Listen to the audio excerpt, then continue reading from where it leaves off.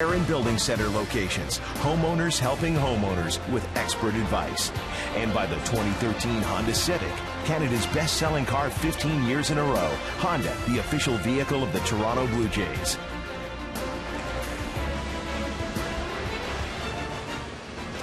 Welcome to Rogers Center. The roof is closed for the start of this ballgame. There are showers in the area. It's been raining most of the afternoon here in Toronto. The Minnesota Twins are in town for a 3-game weekend series. The Twins have gone through a rough patch. They've won just 3 of their last 13 ballgames. They were swept by the New York Yankees. Now it's time for their starting lineups. They're brought to you by Quaker State.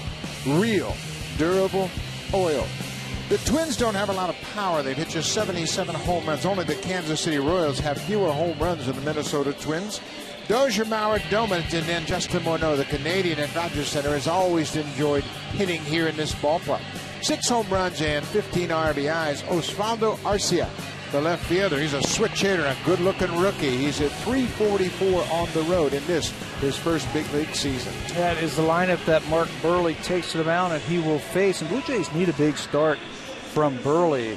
Very familiar with these Twins from his days in the American League Central with the Chicago White Sox.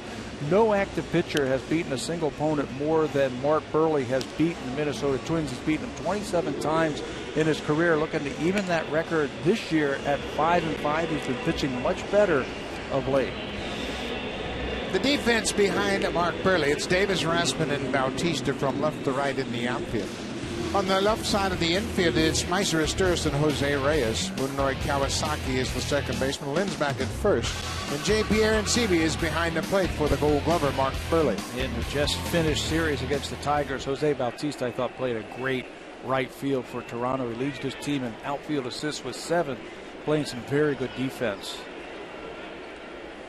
Buehrle is set. Here's the first pitch of the ball game. It's up and away for a ball, and we are underway. Brian Dozier, the second baseman, he switched across the bag and playing second this year. There's a pitch outside. It evens the count. Dozier is 26 years old.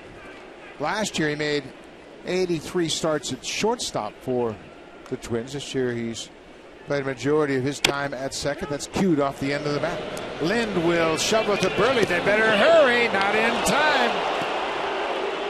Buehrle checking with the umpire at first, Dan Iasonia. And John Gibbons is going to come out to plead his case to the first base umpire.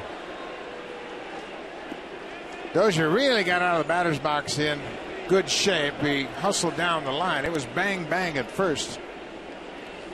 Well, you can't take anything for granted. And what John Gibbons wants to know, he just wants to make sure that, hey, you sure you saw that one correctly? Gibby can't believe it. You see, come on. That's Dan Iasonia, but this replay shows that Dozier got there before Buehrle did. Dozier did a good job of getting that front part of the bag before Buehrle got his foot on first base. It's an infield single for Brian Dozier.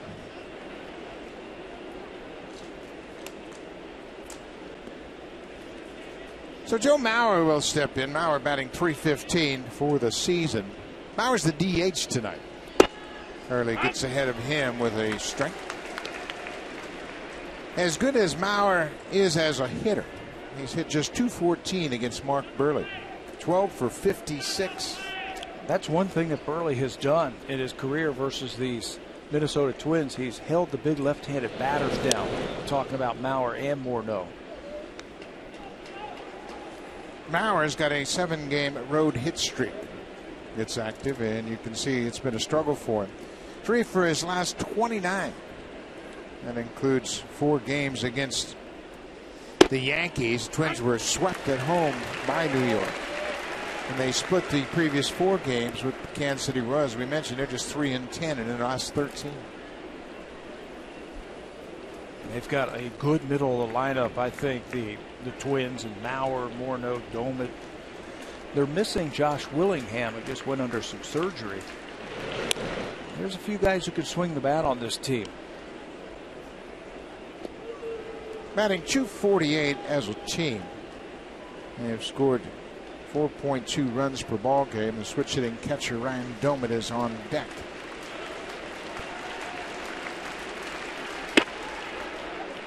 One and two. Dozier is getting no idea from Burley over there at first base what his move looks like. He is really freezing the runner. Actually has him stepping back towards first base when he delivers it towards home. Dozier has 7 steals, but has been caught 6 times. Mauer hits a high fly ball. That ball drifting all the way to the edge of the warning track. And Rasmus is there. 1 down. Mark Burley likes to work quickly, and before he began his warm-up tosses, he had to wait for the umpires meeting at home to break up. And Burley said, "Come on, boys, I got work to do here." Yeah, he gets out there, he runs quickly. JP Arancibia has to say, "Guys, can you move over a little bit? I want to get my starter ready for this ball game." I mean, that's Burley. He warms up down in the bullpen. It doesn't take that long to get loose. Comes in, and he's out there ready to fire strikes. Ryan Doumit, he's back behind the plate to open up this series. He's hit .238 on the season. He's got some power, 8 home runs. And as we mentioned, this team doesn't have a lot of power. They've hit just 77 homers as a team.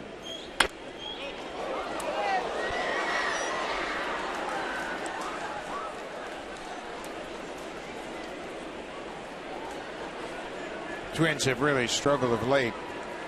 Doman's swung the bat all right, but as a ball club, they were really overmatched by the Yankees. They just didn't have a chance and lost 2 of the 4 games to the Royals. And there's a base hit to right. Doman punches it through the right side. Bautista makes the throw toward third. It's a good throw, but that's going to allow Doman to advance.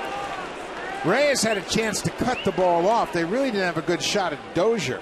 They cut the ball off. At least they're going to hold Doman to a single and keep the double play in order.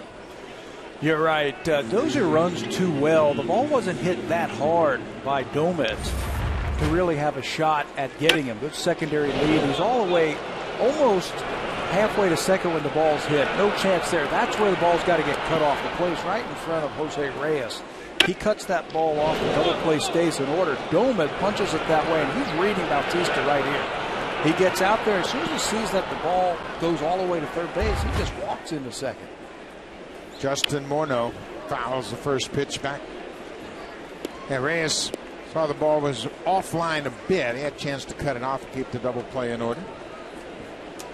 So the Twins are threatening. Runners at second and third, just 1 out.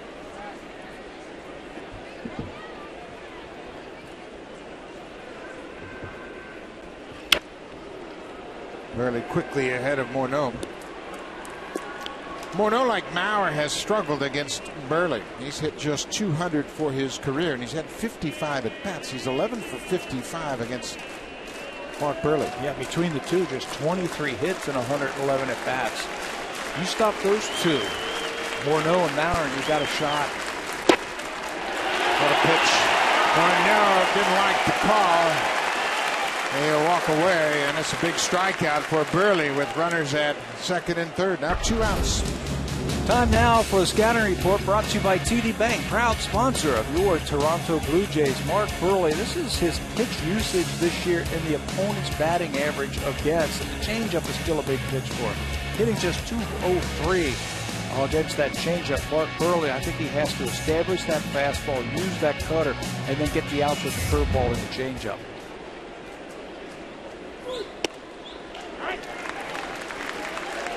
Trevor Plouffe, the third baseman, takes a strike from Burley. Boy, if Burley can pitch out of this jam in the first, it'll be a big inning for him. You know, that's what we love about Mark Burley. His ability to just pick up his teammates. He knows that that was not a good throw and put him in a little bit of a bind, second and third in just 1 out. Best hitter coming up. He just takes the ball and just does his thing and comes back and gets Morneau, and now 1 pitch away from getting Plouffe. Fouled into the seats. Burley has really pitched well of late. We mentioned in June he made 6 starts. He finished up 2-2 for the month with a 3.50 ERA. He's gotten better and better each month of the season. He's always been a slow starter, and it's always around the middle of May where he kicks it in gear. And for me, it's the fastball command. I think his fastball has got to be there for him. His last start, he didn't have the type of command that we have seen him over his last few starts, and he got hit around just a little bit by the Red Sox. But when he is dotting those corners and then using that changeup, it's tough to beat. 1-2, 2 outs. Plouffe stays alive. Trevor Plouffe's done a good job of batting in these situations. Runners in scoring position with 2 outs. For the season, he's hit .417 when he's at the plate with a chance to drive in a run with 2 outs.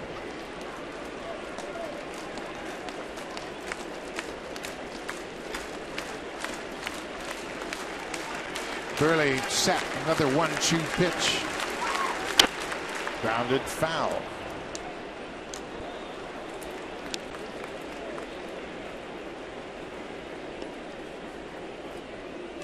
Brian Dozier started the inning with an infield hit. He beat Burley to the bag at first, a little tamper to Lynn.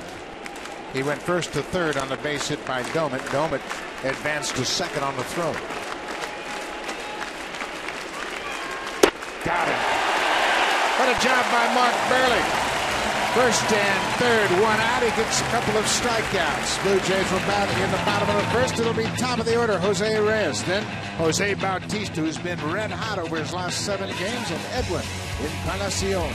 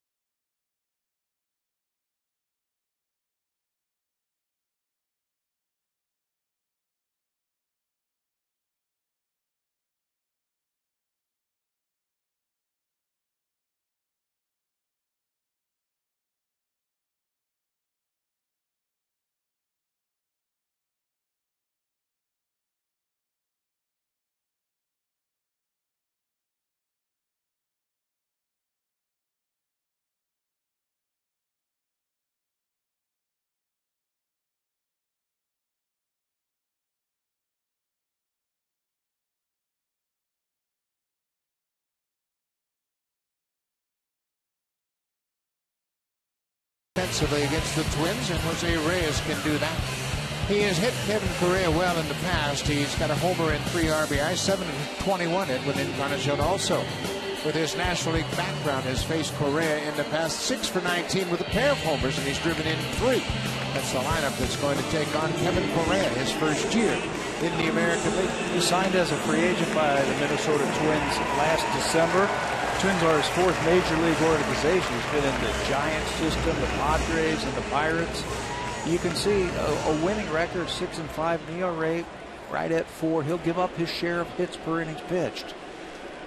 So he'll also give up home runs. He's given up 15 home runs in 16 starts.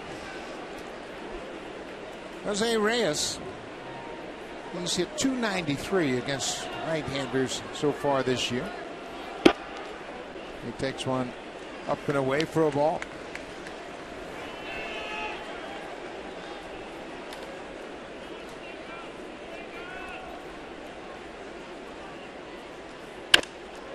Pops this one down the left side. Long run for Arcia, and it's into the first row of seats.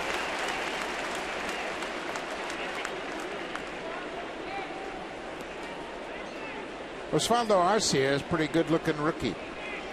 The switch hitter comes out of Venezuela, and the Twins are pretty upbeat about Arcia. He's just 22 years old. There's a base hit to right for Reyes. So Reyes is aboard, nobody out. Let's take a look at the Twins' defense. They've committed just 38 errors this season. Arcia and Hicks, a couple of rookies in the outfield, and Chris Barnaby's in right. Trevor Plouffe and Pedro Floriban on the left side. Brian Dozier, Justin Morneau on the right side. And Ryan Doman is behind the plate for Kevin Correa. It's good to see Morneau over there at first base. 72nd start this year over there at first base for the big Twins veteran.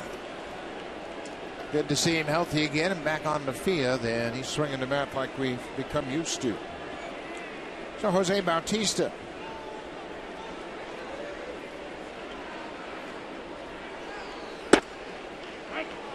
Outside corner for a strike.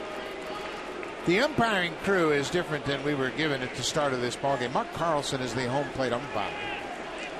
Brian Knight is down at first.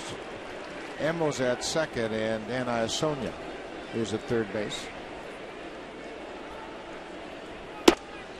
Ball on a strike to Bautista. Jose's hit .444 over his last 7 games. He has a home run against Correa. He's 3 for 5 in his head-to-head matchup with the Twins right-hander. He's not thinking about hitting the ball the other way in that shift, or if they're pitching him away, he's going up there trying to swing and get some damage done. At the bottom of the strike zone. I think Jose Bautista runs into problems with his swing when he starts thinking about guiding the ball certain ways or trying to outsmart himself. I mean, he's a guy who goes up there. He will look for certain pitches in certain situations, but he needs to be aggressive and just be himself. Swing hard. Breaking ball just off the plate outside. Reyes had thoughts of running right there. He's seen Correa from the set now, a few pitches, so he's got a little better idea about the timing. Reyes for the season is perfect, 5 for 5 in steal attempts. He has not had an attempt since he has come back with that ankle injury. I find that very interesting.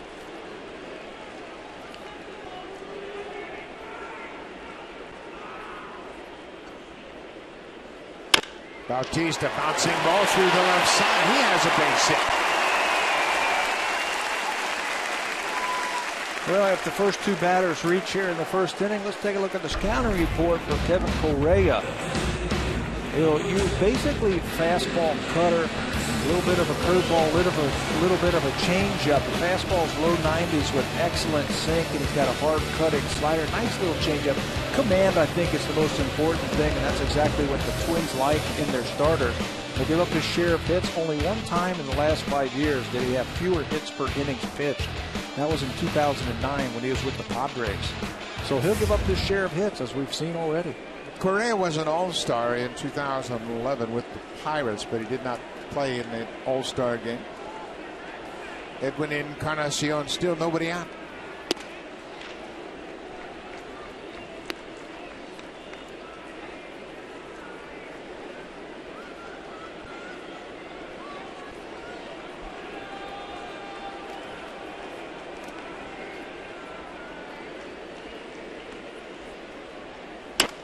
Ground ball. This could be 2. Floriban, Dozier back to first. It is a double play.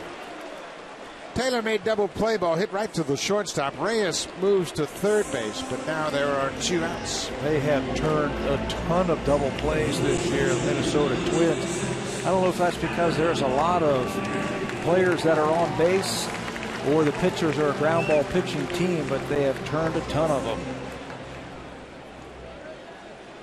Got a lot of base runners, a lot of opportunities, but Correa made a good pitch to Encarnacion. Now Lynn bats with a man at third and 2 outs. And batting .316 overall.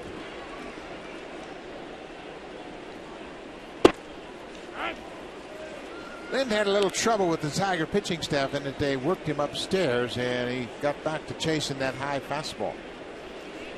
Yeah, he has struck out a few too many times. I mean, when he was on, he was setting up the pitcher and waiting him out. Expanded just a little bit too much lately. That number that the Twins have turned double plays, that was their 96th double play that their defense has turned in. Gorman is taken over at shortstop and stays alive, gets a piece of it.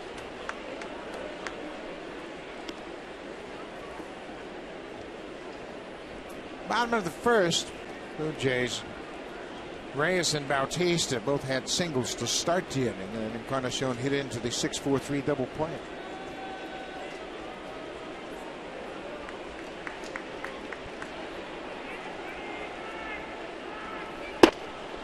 Just off the outside corner. When Lind is swinging the bat the way we know he can, he stays on an outside pitch, and it can be off the plate. He's had a lot of success against the Twins for his career.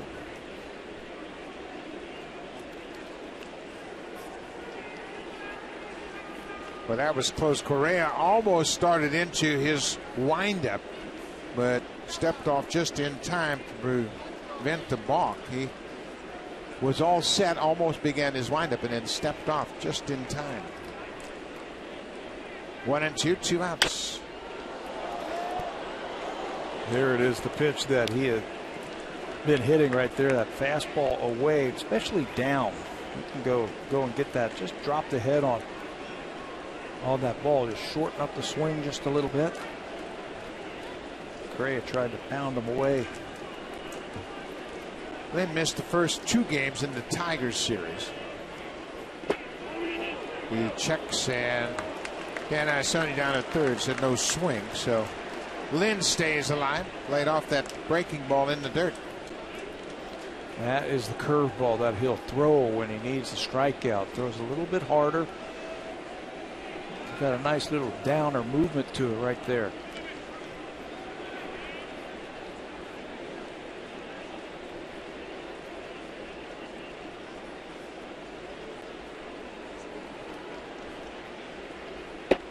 Full count. Missed way outside. Correa is in his 11th big league season. We mentioned he spent his first 10 years in the National League. He's got a career record of 66-70. He was a 4th round pick of the Giants back in 2002. As Pat mentioned, he played with San Diego, Pittsburgh, the Giants, and now Minnesota. 2 strikes. He likes to use that cutter or that changeup to the lefties. Full count pitch. Off the end of the bat. Dozier at second, goes to first. The Blue Jays strand a base runner at third. We've played an inning. It's a scoreless game.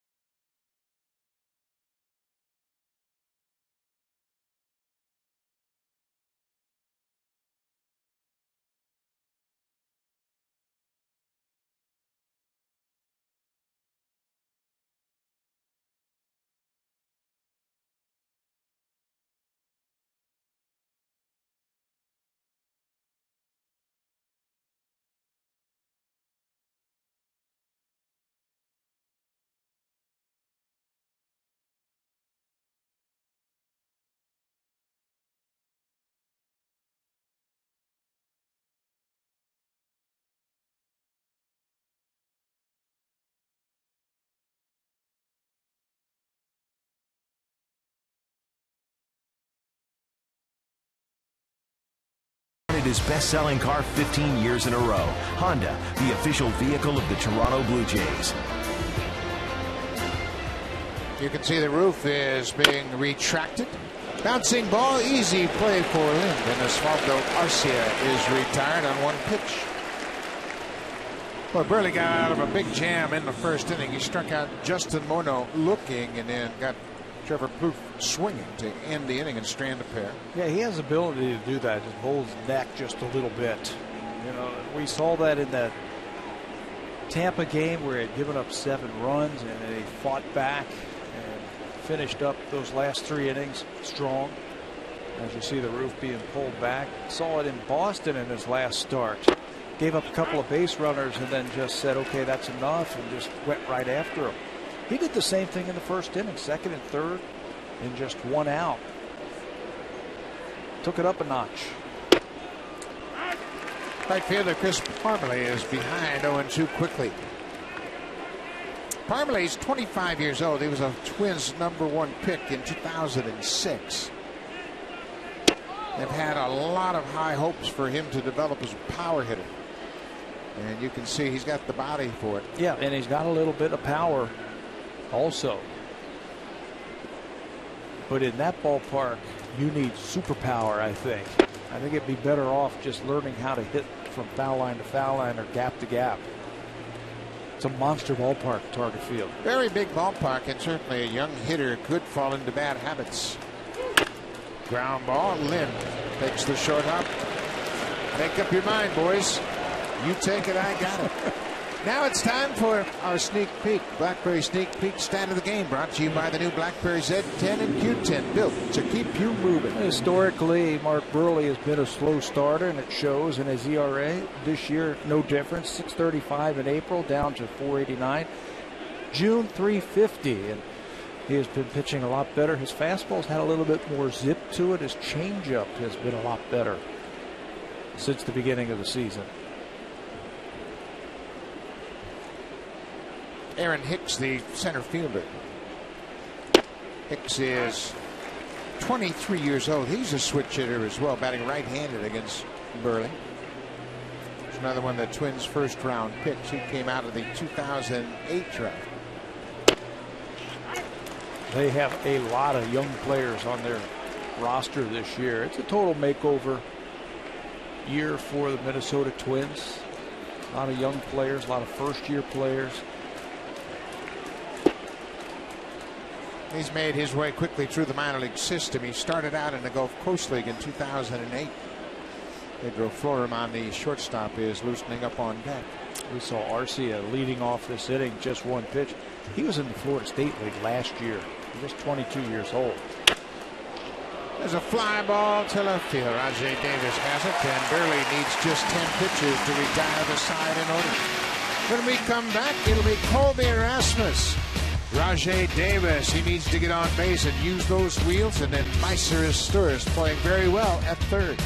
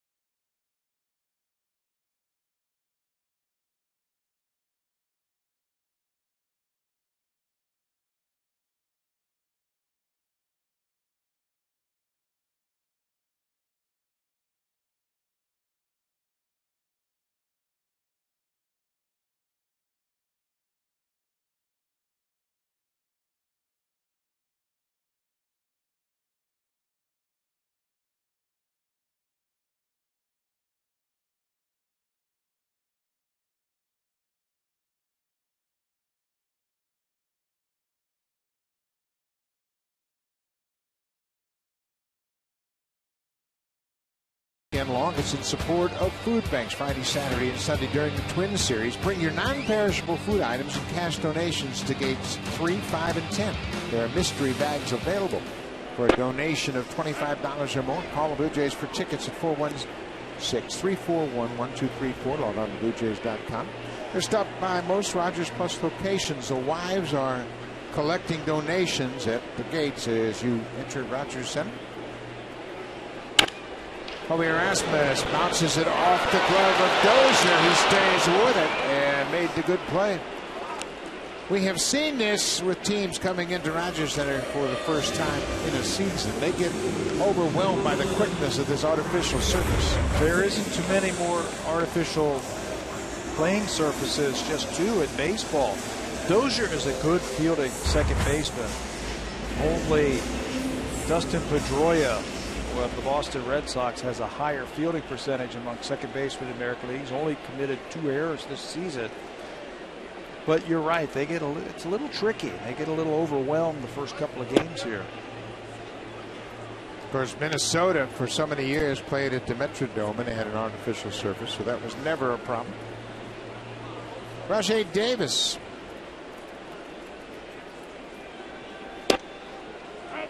Correa finds that outside corner. It's a ball and a strike.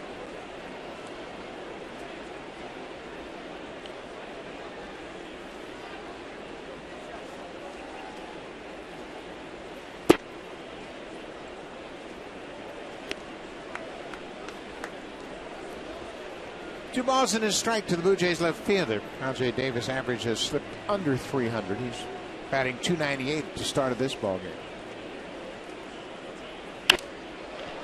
Popped up back near the dugout and over and out of play. You know, that's the tough part what Rogers had to deal with the last couple of days.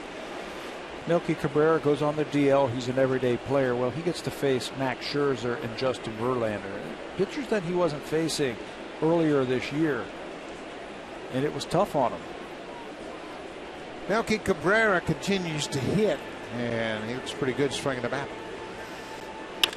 Bouncing ball up the middle. Florimont ranges to his left. Nice play. 2 down. Some of the young twins here for the first time. Eduardo Escobar from Venezuela, just 24 years old. He's looking up now with the roof pulled back at the people walking on the edge walk at the CN Tower.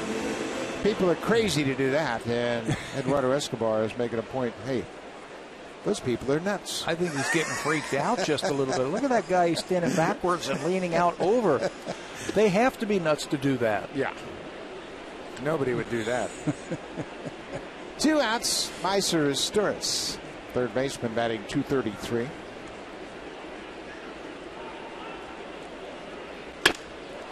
There's a base hit into center field.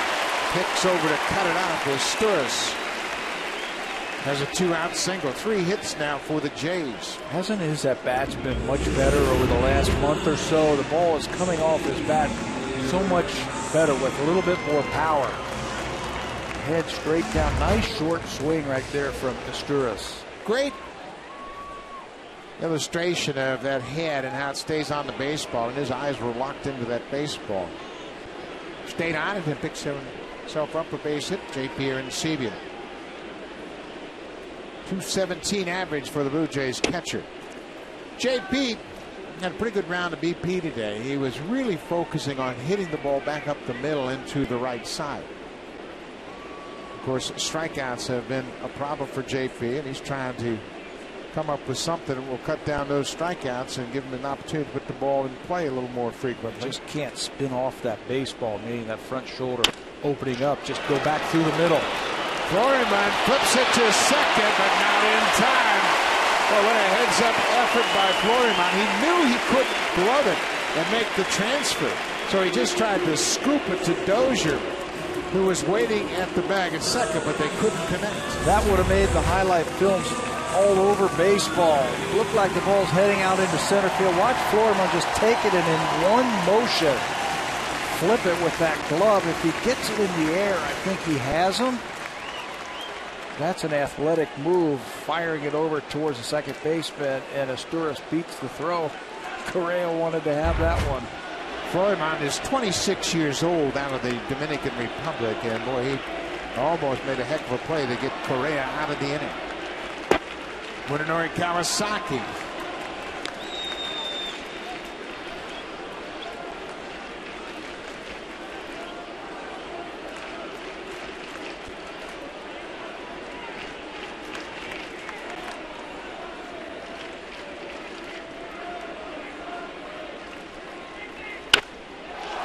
ball to left field. Arcia makes the catch. The inning is over. Blue Jays get 2 more hits in the second, but leave a pair. They've stranded 3 so far in this game.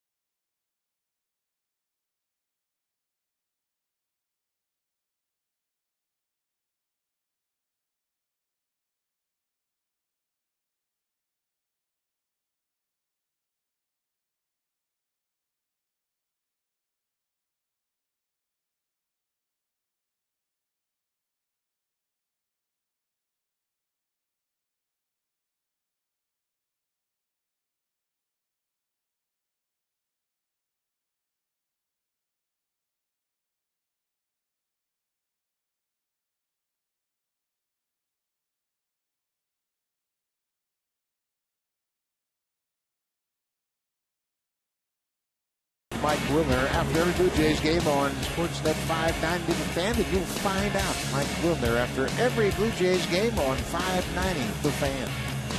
Mike Wilner along with Jerry Howard and Jeff Morris. Of course, Jeff Morris had a lot of friends on this Minnesota Twins team. He was a broadcaster for the Twins for a while. And of course, pitched one of the most memorable games in World Series history as a member of the Minnesota Twins. That's a shot just foul. Van Isonia had to do a turnaround, an axle to call that ball. The Twin players can't believe it. Look at all the players. Arcia has now joined Escobar, and looks like Pat Tabler and Buck Martinez up there leaning out over the edge wall. Somebody did that last year, didn't they? But we both vowed not to do it again. I still have nightmares doing that. And for the people who want to do it, I'm exaggerating, obviously, but it was... No, you're not. It was something else. But you're right. I remember walking home from that day saying, I'm glad that's over. I'm never going to do that again. That kid right there must be thinking he might have nightmares himself. Line drive into center. Rasmus got a good read off the bat. Florimond is retired. 1 down in the 3rd inning. Fans, if you want your baseball questions answered by our team of experts, email asktheexperts@sportsnet.ca. And keep your eye out for the Home Hardware Ask the Expert segment later on in the game. Back to the top of the order. Brian Dozier, the second baseman, had an infield hit to start the ball game. Hit a ground ball to Adam Lind at first, and Dozier beat Burley to the bag.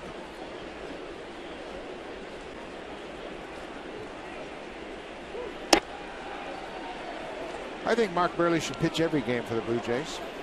I like the way he works. Yeah, we all do. We love how businesslike he goes right out there. I watch him when he first comes out to get loose. And starting pitchers will come out 20, 25 minutes beforehand. Not Mark. He'll come out 10, 15 minutes, go down there, get his work, throw, come in, and he's always the first guy out there when he's ready to start the game. Yeah, and Mark Burley doesn't do anything for show. Everything he does, it has a purpose. He knows he's going to throw so many pitches. He doesn't throw side sessions. He just works on refining his pitches when he plays catch. That's over Izturis' head, and that goes all the way down into the corner. And Dozier has his second hit. It's a one-out double for Dozier, his 10th double of the season. His night has started off nicely, a single, now double changeup. Out over the plate, he stays back on this one. Twin hitters, especially the righties, are going to have to make Burley bring that ball over the plate. Going to have to lay off the borderline ones. He does. Picks himself an extra base hit. Burley's got pretty good aim tonight. He's only thrown 10 balls out of the 40 pitches he's thrown.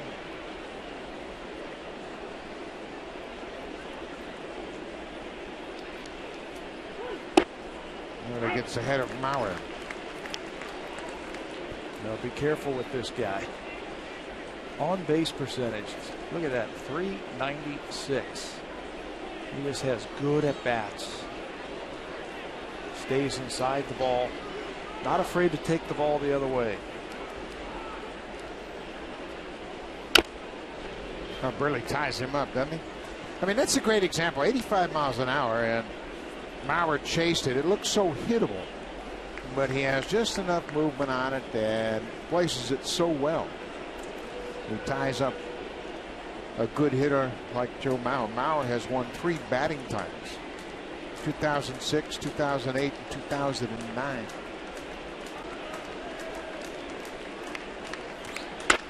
Ground ball to Lynn.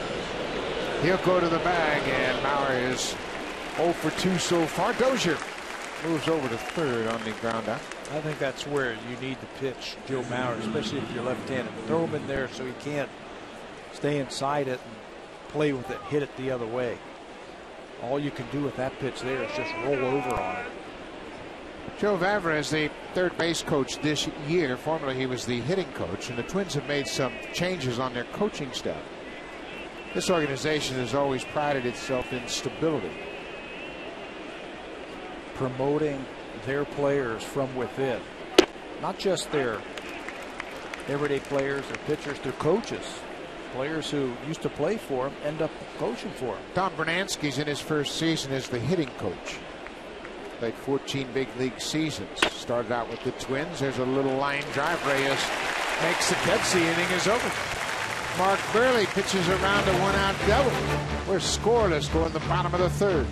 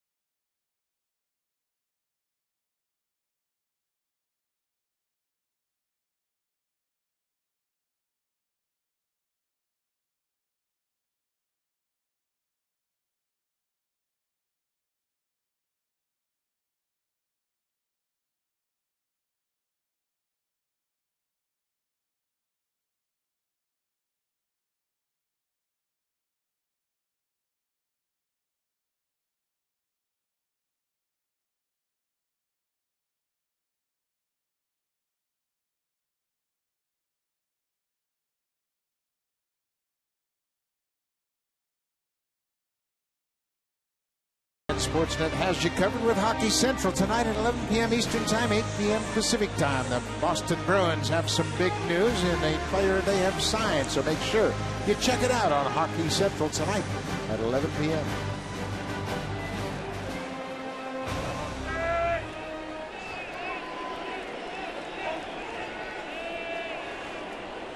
Back to the top of the order: Jose Reyes, Jose Bautista, and Edwin Encarnacion for the Jays to the bottom of the third. Reyes shows bunt, takes a strike. Well, the Blue Jays need to put something together. Once again, they find themselves 3 games under 500 at 41 and 44. We'll try to build some momentum heading into the All-Star break. Well, we told you they scored 6 runs 3 nights ago against the Tigers, and then 7 shutout innings. Could only score in 1 inning against Scherzer, and then didn't score until the 9th inning last night against Verlander and the Tigers, so they have to get something going. Dozier knocks it down, gets to his feet, makes a nice play to throw out Reyes. One down. Let's check in with Jamie Campbell.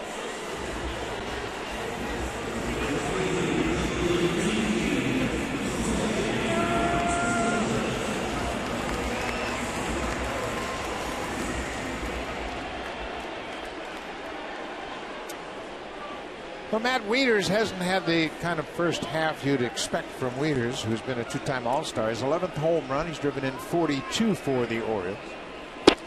Well, the Yankees just get more bad news. Francisco Cervelli's had a stress reaction to his elbow. He will continue to shut it down now. He can't even do anything for 2 more weeks. Curtis Granderson still not doing any baseball activities. A-Rod had the day off last night in his minor league rehab in the Sally League, playing at Charleston. And Jeter's not ready to play any ball games yet. And Mark Teixeira is gone for the season. That lineup they're featuring right now, boy, you talk about some replacement players. The Yankees have signed players that were on waivers. They got Luis Cruz from the Dodgers. He's playing shortstop tonight.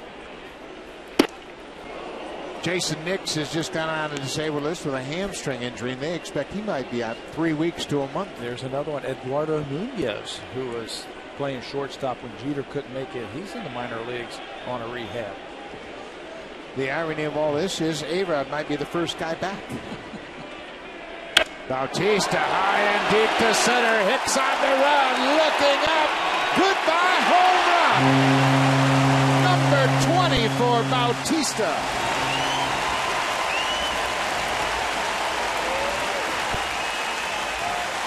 You know, that is going to look good when he starts the All-Star game, and when they flash his numbers up there, it says 20. Hanging breaking ball. He missed the one a couple of pitches before, but not this time. Correa's going to hang another one right over the top, and watch Jose. Watch the finish. You don't see him hold on to the bat with 2 hands too many times, but he just powers that ball out into center field. He stayed in the big part of the field and connects for his 20th home run. That's the 16th home run Correa has given up. This is his 17th start of the season. And Bautista finishing up strong for the first half. Yeah, you go to the All-Star game, you want to have some numbers put up there. Jose, that's going to look pretty. Watch it one more time. Pitcher knows it. Correa's given up a few. He just shakes his head and said, well, should have thrown him a fastball.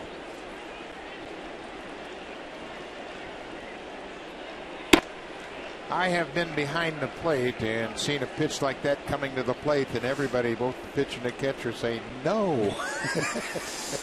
I want that one back. Time out. Time out while it's going to center field. 2-1 to Encarnacion. He reaches for that cutter outside.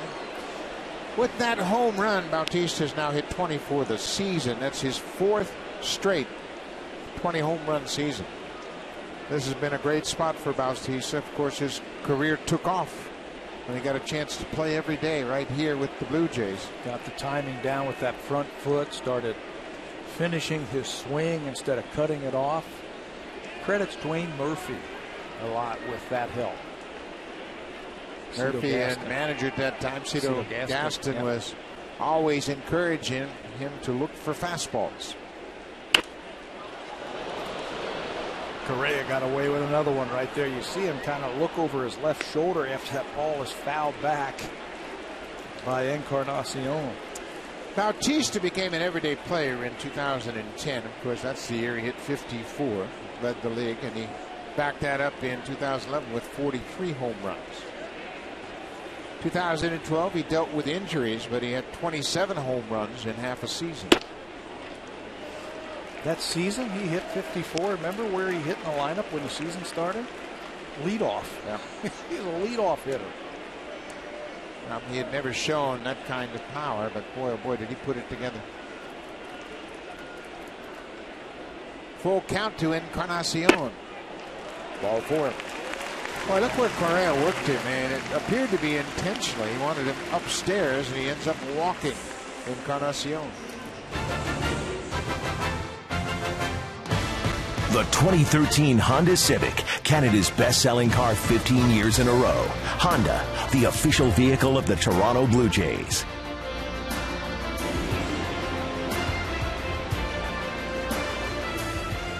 Nice evening now that the rain showers have moved out of the Toronto area. Roof is open, and it's a comfortable night at Rogers Center. Adam Lynn grounded out to second, his first time up.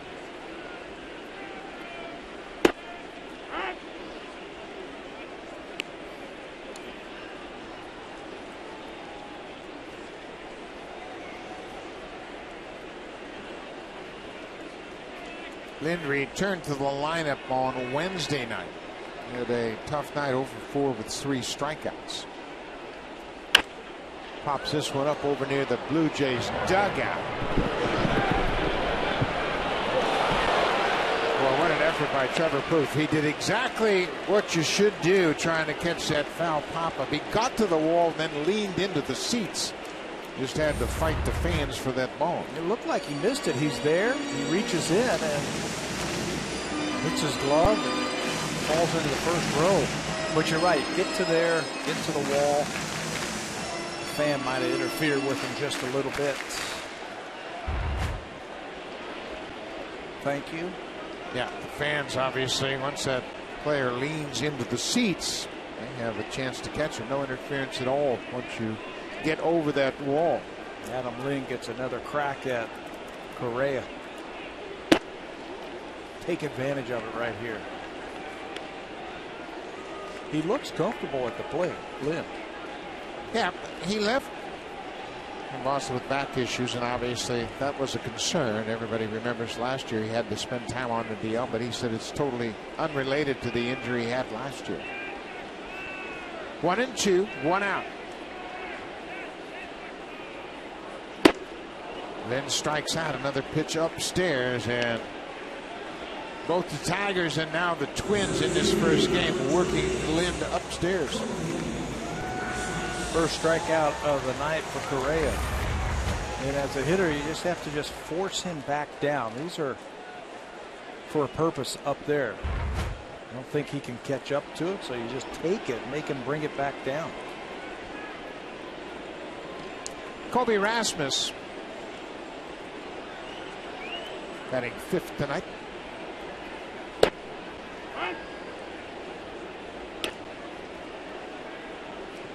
Correa is not overpowering. He has to rely on locating his pitches, and it was by design. He wanted to work Encarnacion up, eventually walked him, and he got Lynn pitching him up, and he comes right back downstairs to Colby Rasmus.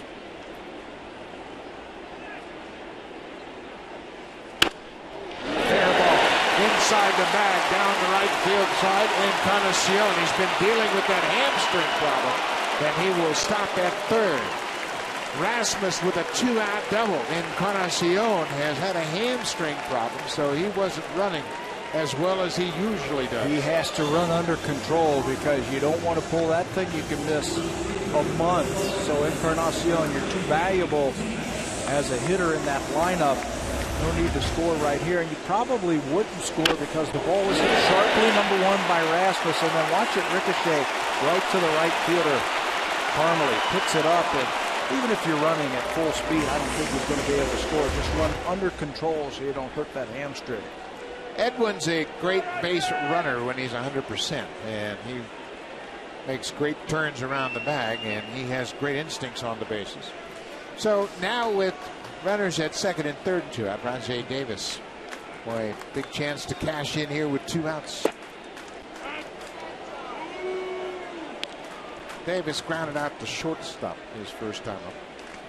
Yeah, you want to finish off that inning right here with a nice base hit.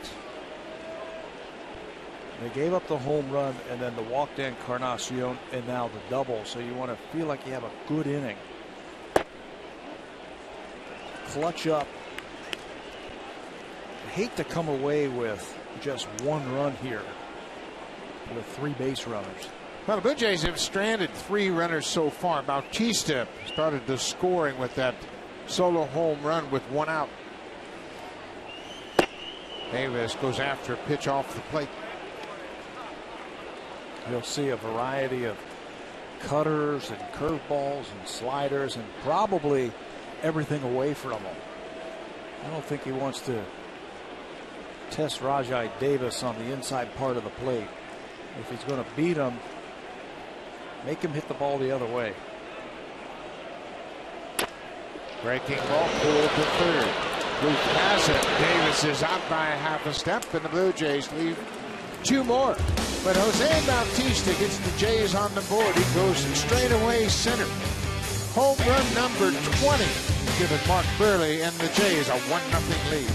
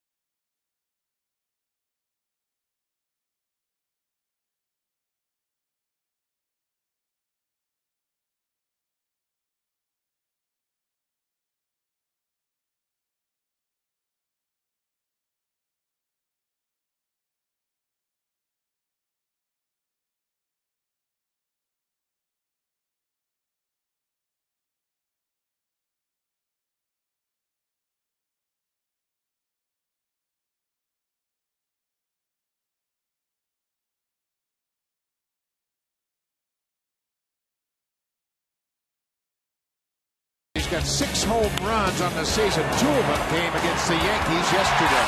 First multi-hit, or excuse me, multi-home run game for Morneau since last year. And that's a good thing. If you're a Minnesota Twins fan, to see him starting to pop the ball out of the ballpark. 50 RBIs now for Morneau. Burley ahead. Now he gets the ground ball off the end of the bat. Reyes throws Morneau out. 1 down. He was in an 0 for 11 before those home runs against the Yankees. Morneau hit 1 off David Phelps. The other came against the left-hander Boone Logan in the 8th inning. Pair of solo home runs, but here he grounds out against Mark Burley. Burley looks sharp tonight. Talked about how many strikes he has thrown early on. Trevor Plouffe struck out to end the first. Twins were threatening. They had runners at the corners, and Burley got 2 strikeouts. Here he's got a couple of ground ball outs. Plouffe goes after the first pitch. 2 quick outs for Burley here in the 4th. Just keep throwing it there. Keep that sinker down and away to the right-handers. Make them adjust to you.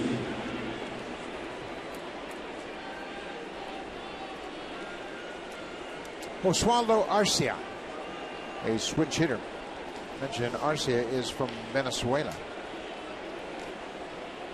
Good looking player. He was signed as an amateur free agent 2007 by the Twins.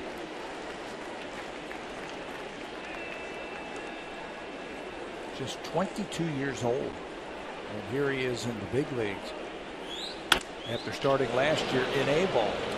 And he's got a 2-out base hit. He pulls it through the right side of the infield. Arcia's got impressive numbers early on. He's got 11 doubles, a triple, 6 homers, and here he stays on that breaking ball. Head stayed down. He pulled it through the right side. Off the right, excuse me, off the left-hander. He did it right by just staying with that front shoulder closed.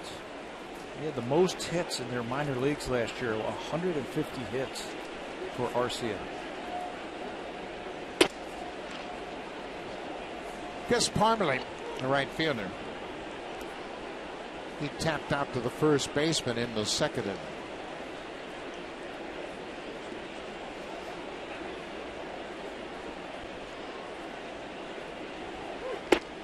Burley finds the outside corner.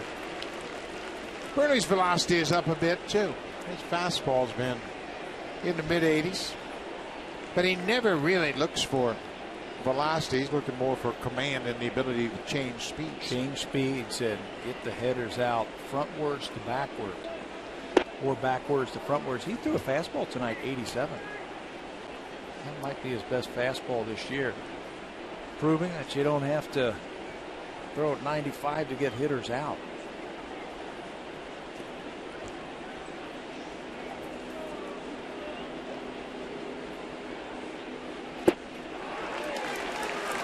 Anytime you throw that fastball and make hitters aware of the fastball, your secondary pitches really become effective. Yeah. And he's got 3 speeds with it also.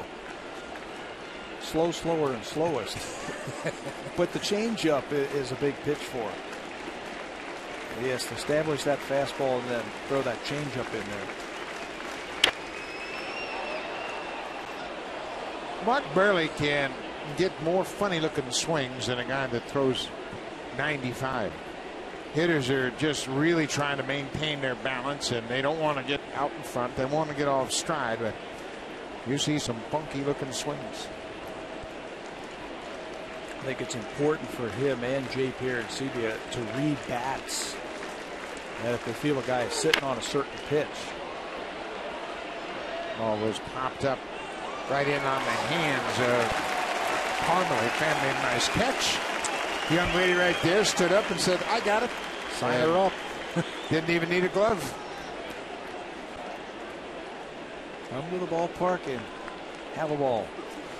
I think that's why Burley and JP have pumped a couple of fastballs by Parmalee. He's had some funny looking swings, like he's sitting on something off speed. Even with 2 strikes off of Burley, they saw that he was slowing down. They threw a couple of fastballs. And now they go slow again. And that little looper is going to drop for a base hit. Rajay Davis comes in, plays it on a couple of hops. Arcia stops at second. Parmalee didn't hit it very hard, but he hit it in a good spot. Back-to-back 2-out singles. Right off the end of the bat. That's a changeup. You can see that. It's almost like a pool cue. He served out into left field. Hit him where they ain't. That's exactly what he did. So now Burley's got to pitch out of another jam. He did that in the first. He left runners at first and third with a couple of strikeouts, and now he's going to have to do the same thing.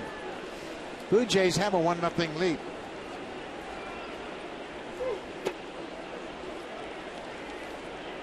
Aaron Hicks,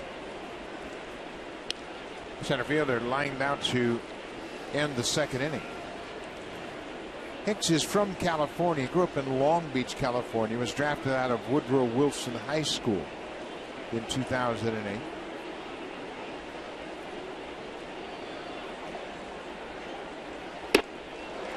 He made the tough jump from Double-A to the big leagues.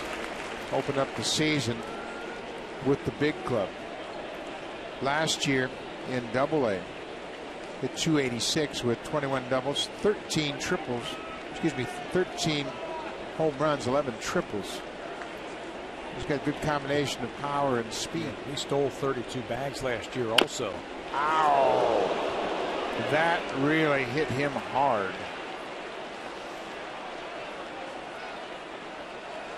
See, he grabbed the inside of his left foot. Dave Kramer, the trainer, out to check on Hicks, and there's not much you can do.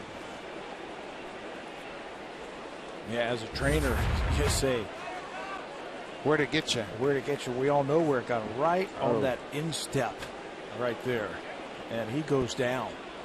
That big knobby bone that protrudes on the inside of your ankle, boy, that really becomes vulnerable if you hit it there.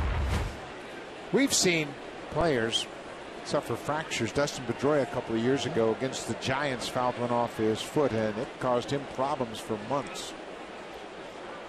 Jermaine Dye's another guy that broke his leg when he fouled the ball off his shin. Matt Williams of the Indians did the same thing where he broke a foot. So, well, if you want to feel what it's like if you're at home and he goes, "What's Buck talking about? That can't hurt." Well, go get a baseball bat. No, don't do this. And just hit yourself in the foot. And that's exactly what it feels like. I mean, it is painful. Remember, Pat said to do that, not Buck. Or have somebody else do it. It hurts, believe me. And it's going to take some time before he gets back in the batter's box. Now, you know where Mark Burley's going now with this first pitch. Yep, he's going to probably throw something inside, maybe with a little movement. 1 ball, 2 strikes. Runners at first and second, 2 outs. Burley trying to get out of the top half of the 4th. Breaking ball away. Yeah, you throw the same pitch that he just fouled off of his foot, and believe me, he won't swing. He won't have his heart in it, that's for sure.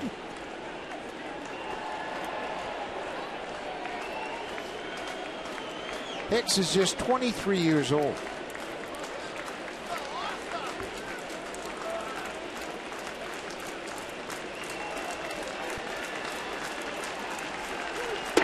Inside, he wouldn't swing at that pitch, and Burley gets out of it.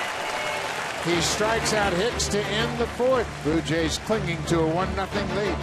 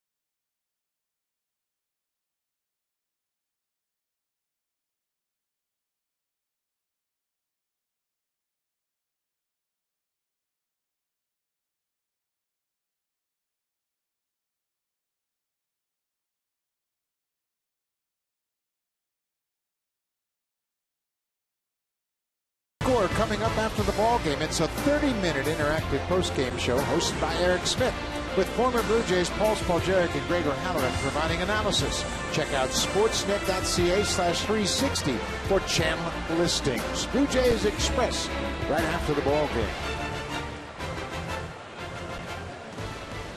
First of 3 against the Minnesota Twins. Jose Bautista with his 20th home run of the season has staked Blue Jays to a 1-0 lead. Meiser is Sturis. Got a single to center his first time up. It'll be Sturis, Arancibia, and Kawasaki, bottom 3rd of the Blue Jays order.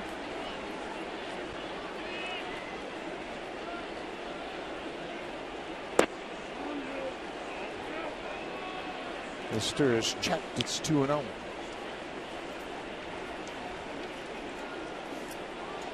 With Bautista's home run, the Blue Jays have now hit 109 home runs on the season. That's second most in the majors, trailing only Baltimore. The Orioles have hit 117 home runs. Blue Jays are the only 2 American League clubs to have hit over 100 home runs. Colorado leads the National League with 104, followed by Atlanta. They have 103.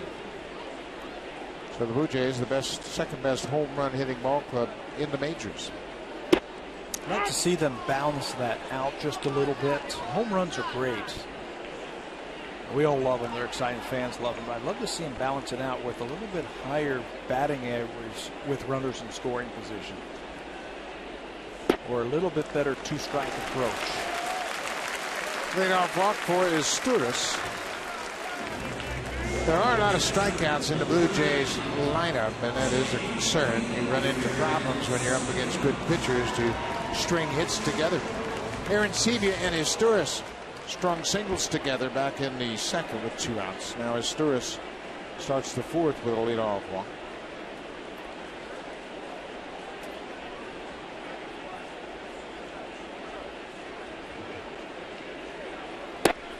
Arancibia takes one outside. I know it sounds silly with as many strikeouts as Arancibia's had, but I think it's a good time to play hit and run.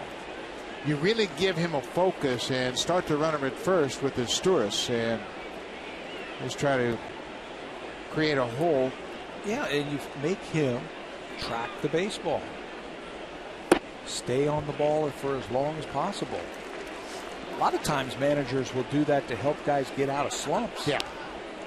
But it just really makes you focus on making contact and not trying to think about the results. You think about the process, and that frees your mind up. Plus, with Izturis running, you open up a hole on the infield, and you might get a dribbler. And you have no time to think about your mechanics. Just see it and hit it. 3-0 to Arancibia. Correa is not giving him a chance. He fell behind 3-0 to Izturis and lost him. And now he has fallen behind JP.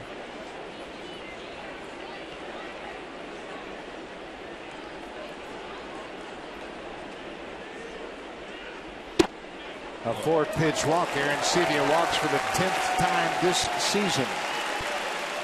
Fans, a reminder, JP Arancibia Bobblehead Day will be Sunday, July 7th. Blue Jays and Twins will wrap up this 3-game series. Game time is 1:07. First 20,000 fans will receive a JP Arancibia bobblehead. Call the Blue Jays at 416-341-1234. To order your Blue Jays tickets or log on to BlueJays.com or stop by most Rogers Plus locations to pick up your tickets for Sunday, July 7th. JP Arancibia bobblehead day. Well, this situation screams for a bunt, doesn't it? Kawasaki has 4 sacrifice bunts this season. He squares early and bunts it beauty. Right back to the mound. Morneau takes it, and Kawasaki gets the job done. And the fans love it. His 5th sacrifice bunt of the season, executed perfectly. Correa came into this game. He had only walked 18 batters all season long in about 100 innings. So when he leads off the 4th inning with a couple of base on balls, you have to score. You've got to lay the ball down. This is perfectly executed right here. Watch him deaden the ball when he catches it off the end of the bat. Look at his head right down there with that baseball. That's a product of preparation and repetition. Kawasaki practices that every single day. 1 out. Jose Reyes. You'll go through batting practice, and guys are supposed to bunt their first time up, and you see guys going through it, you know, with not a lot of intensity, but not Kawasaki. Does it the right way every time. 0-2 to Reyes. He's got a battle now. You got to put the ball in play. Twins are playing the infield back up the middle. Contact will get you a run. You hit it past the pitcher.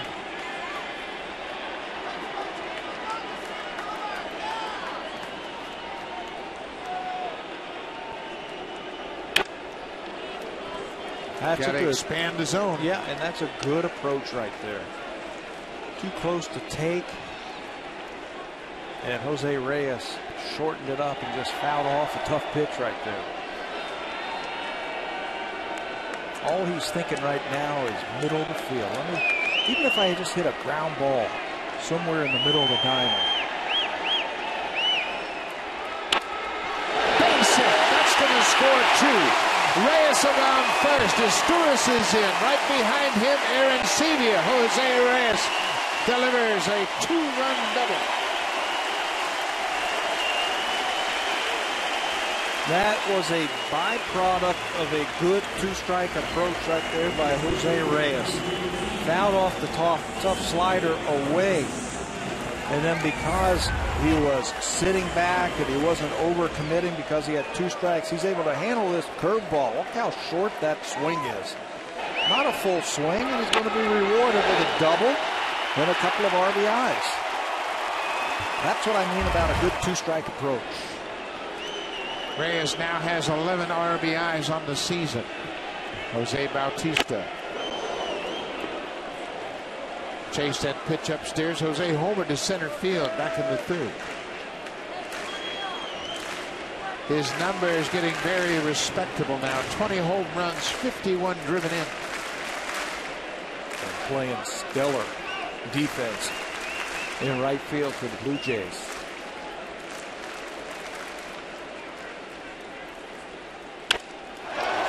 Base hit up the middle. Reyes around 3rd. Hicks comes up throwing. It'll be cut off, and Bautista has his 2nd RBI of the night.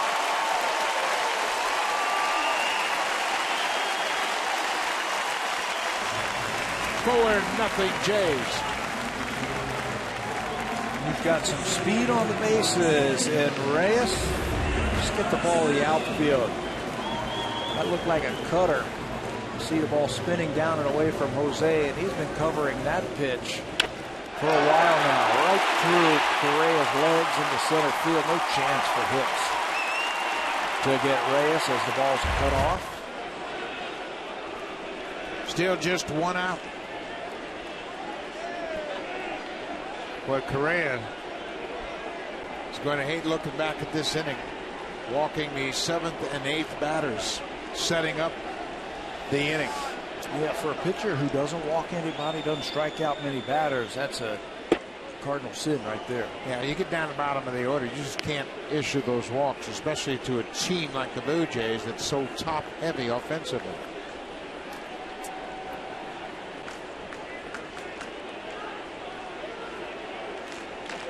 Edwin Encarnacion pops this one up. Dozier drifting out. The second baseman is under it, and Encarnacion's retired. It's the 2nd out of the inning.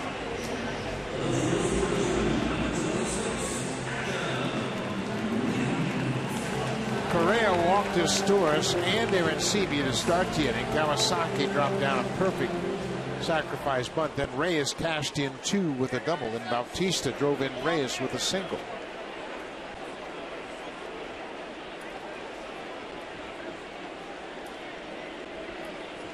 Adam Lind is 0 for 2 so far.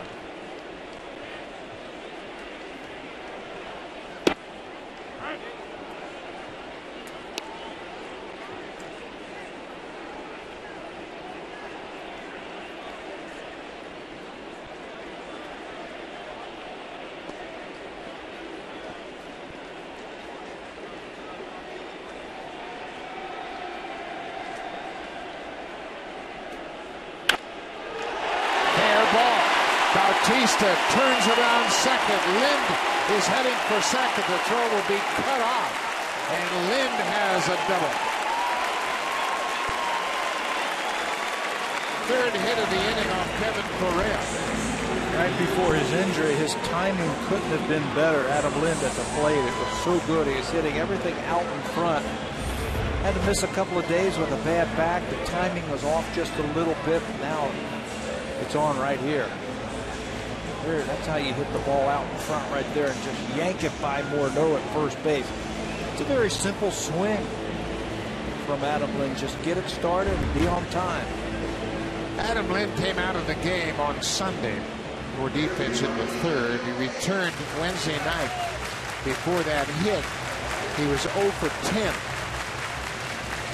So that will get him going again. Yeah, it's a good feeling. You know, you sit out a couple of days, and believe me, it just takes a couple of days where you miss no BP and no game action, obviously, and it can just upset your timing a little bit. Especially for a regular player like Lind has become now. So the pitching coach, Rick Anderson, went to the mound to have a chat with Correa. If I'm Kobe Rasmus, I'm sitting on the first pitch. Look for the number 1 right here. Fastball, and see how far you can hit it. 2 outs. He got that first pitch, but pops it over out of play in the seats. Rasmus is the 8th man to bat this inning. Blue Jays have scored 3 so far. They're threatening to cash in more. Bautista is at 3rd. Lynn's at 2nd.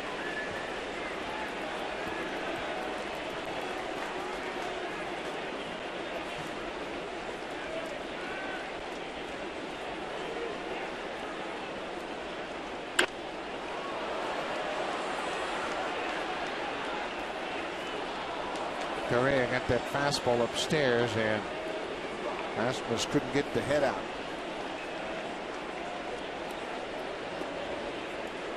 Reyes with a 2-run double this inning. His 3rd double of the season. He's 2 for 3 already tonight. Reyes had a single in 3 at-bats last night, and Rasmus stays alive. Just barely got a piece of that breaking ball.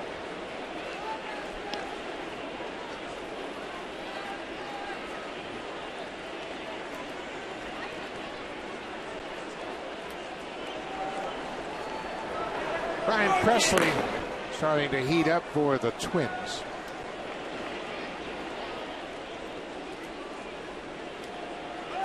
For 4-0 Jays.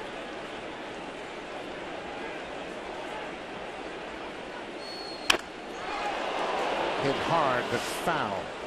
They've been wearing out that first base line this inning.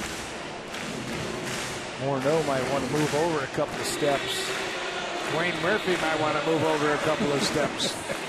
He's the first base coach, and he has had to play dodgeball here. A couple of hot shots.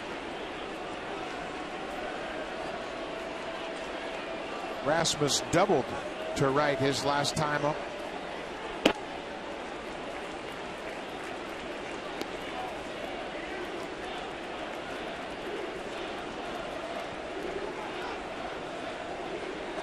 Blue Jays have given this Friday night crowd something to cheer for early.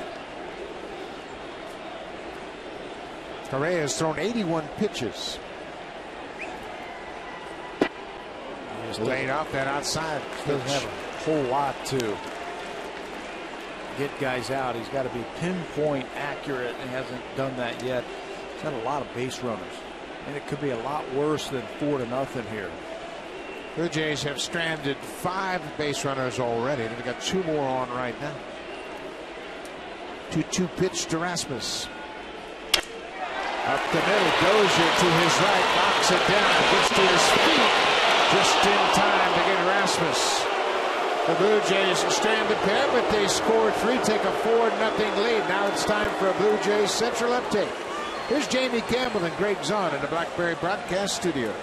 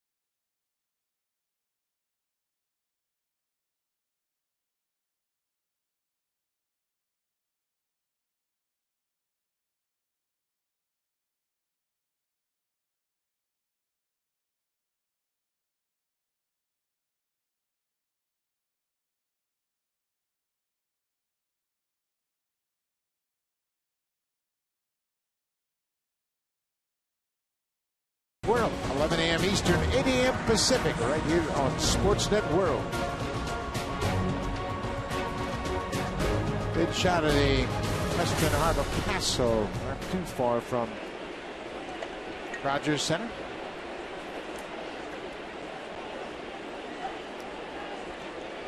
Top of the 5th inning, it'll be the number 9 hitter, shortstop Pedro Florimon. He takes a strike. Burley's been pounding that strike zone all night. And thinking also, you see him break off the mound, anticipating that bunt by Florimon. He was going over to third base to cover his position. Florimon played 43 games a year ago for the Twins. Hit .219.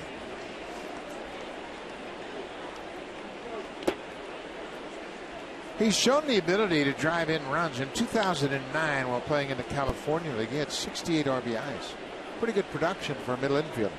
That's very good production in the minor leagues. And RBIs. Reyes with the backhand. Strong throw. What an arm. Woo!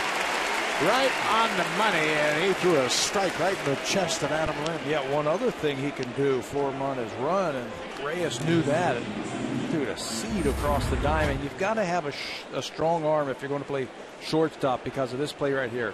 Backhand, set, and get some giddy up across the infield. What a play. Boy, he's got a short arm stroke. It doesn't take much to get it loaded up, and he turns it loose, and that ball stays on line. A little bit different than Escobar's arm. Escobar has a long arm swing. It took him a long time to get rid of the ball. Probably about the same type of grade on their arm strength, but his is a lot quicker. Brian Dozier, 2 for 2 so far, has an infield single and a double to left.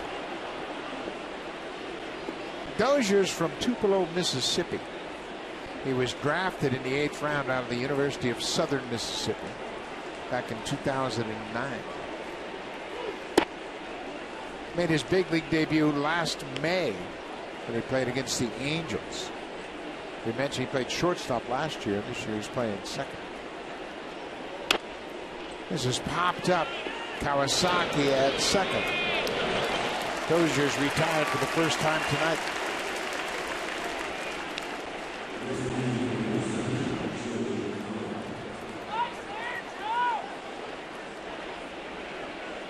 Joe Mauer, the DH tonight,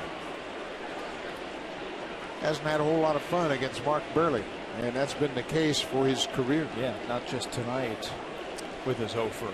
He's 12 for 58 against Burley in his career. And this guy is a career .320 hitter. How many batting titles? 3. 3 of them.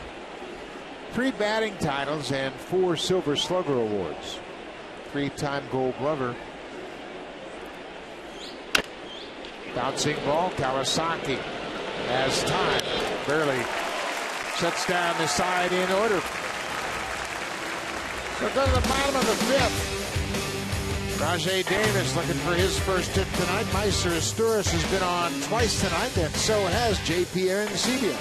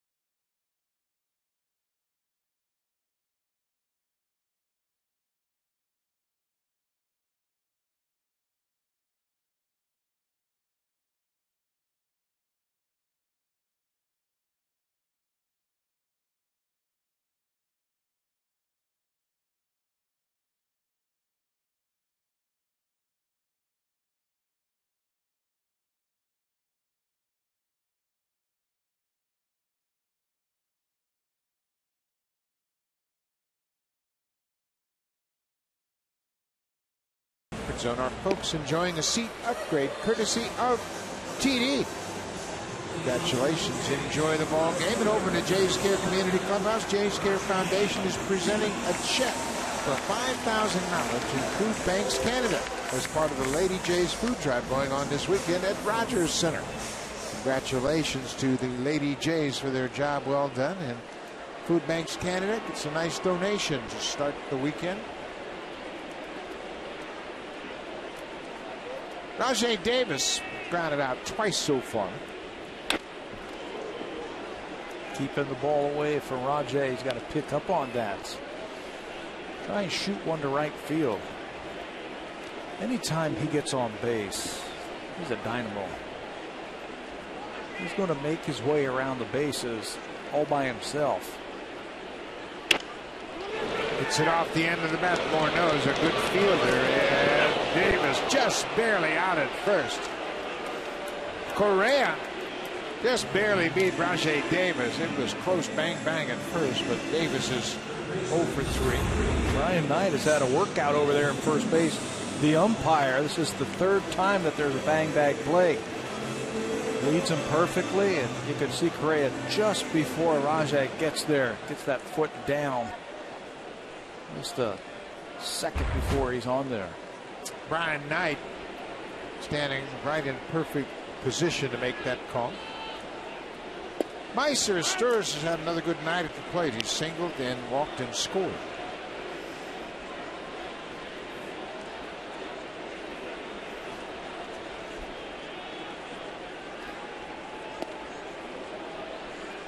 Sturz has proven to be an adequate fill-in at third base in the absence of Brett Lawrie.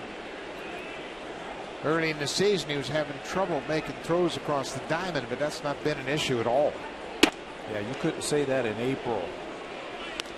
It just wasn't happening for him. But now he's looked good. And he's played third base before. He played it with the Angels a lot. 2-1. Hits it hard, but Morneau takes it easily and goes to the back. 2 down.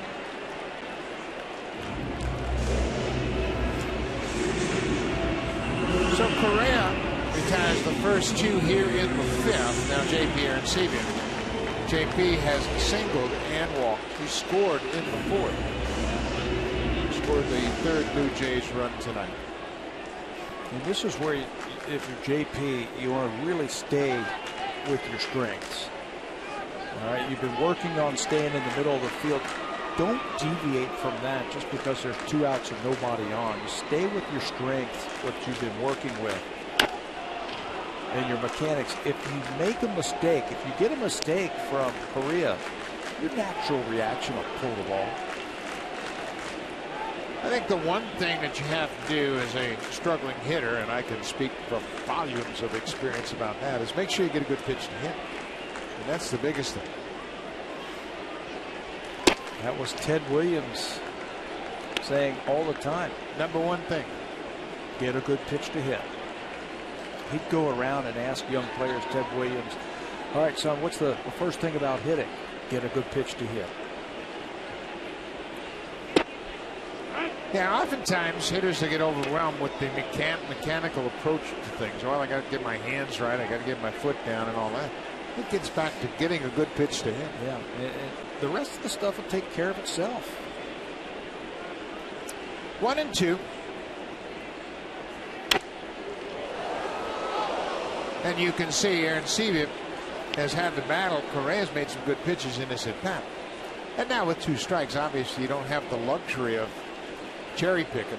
Nope. You've got to protect the plate.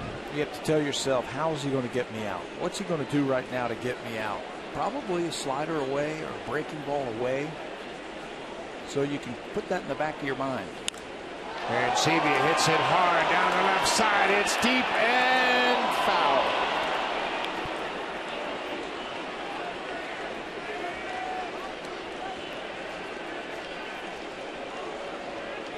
Minnesota, we mentioned they are 10 games under 500, 36 and 46. And anytime you see a record like that, you got to look at the starters' ERA, and there they are. They're last in the American League. Toronto just ahead of them. Their ERA just over 5, and there's the Tigers. They are front and center with the starters, and with them, they start play tonight leading the Central. Yeah, that's all it is right there. Starts and ends on the mound with the starters. The good teams have the low ERAs and the big wins. Then you take that into the postseason, and obviously if you have good starters, you're going to have an ace or two. Yeah. And those are the guys that win in the postseason.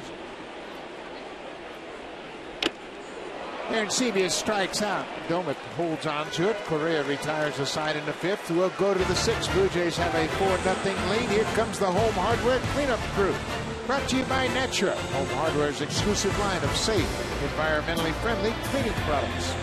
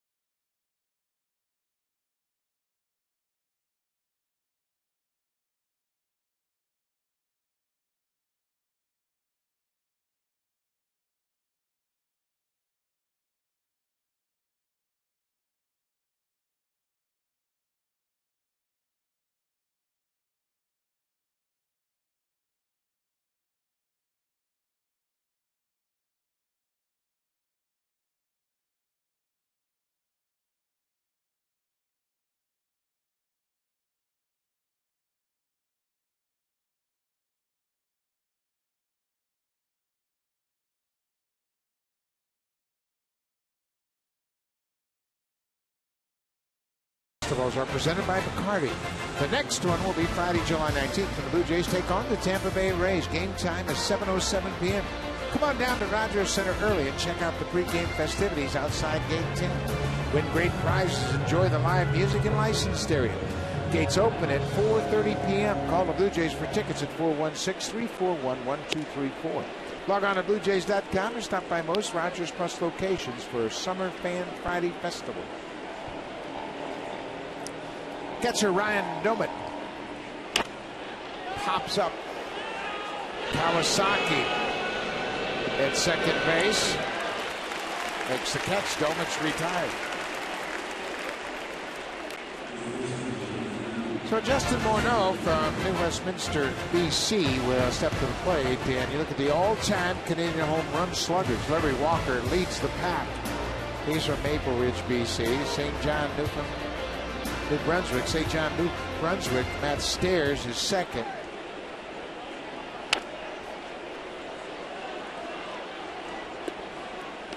And then Morneau.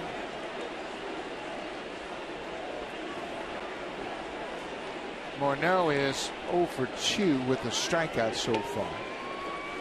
He is also 5th on the list for the Minnesota Twins. There it is one more time. Walker first, Matt Stairs, Jason Bay, and then Justin Morneau, Canadian slugger. On the Minnesota side, he's 5th behind some great players. Armin Killebrew and Kent Herbeck, Tony Oliva, Bobby Allison, and then Justin Morneau. Morneau pops it into left field. Rajay Davis comes in a few steps. Morneau continues to have his problems with Burley as well. Mauer and Morneau are 0 for 6 tonight against Burley. Mark Burley threw 5 innings, threw first pitch strikes to 15 of the 20 batters he faced, and he only threw 17 balls through 5 innings.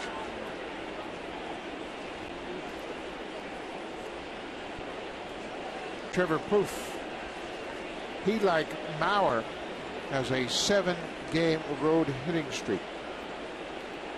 So far tonight, he's 0 for 2.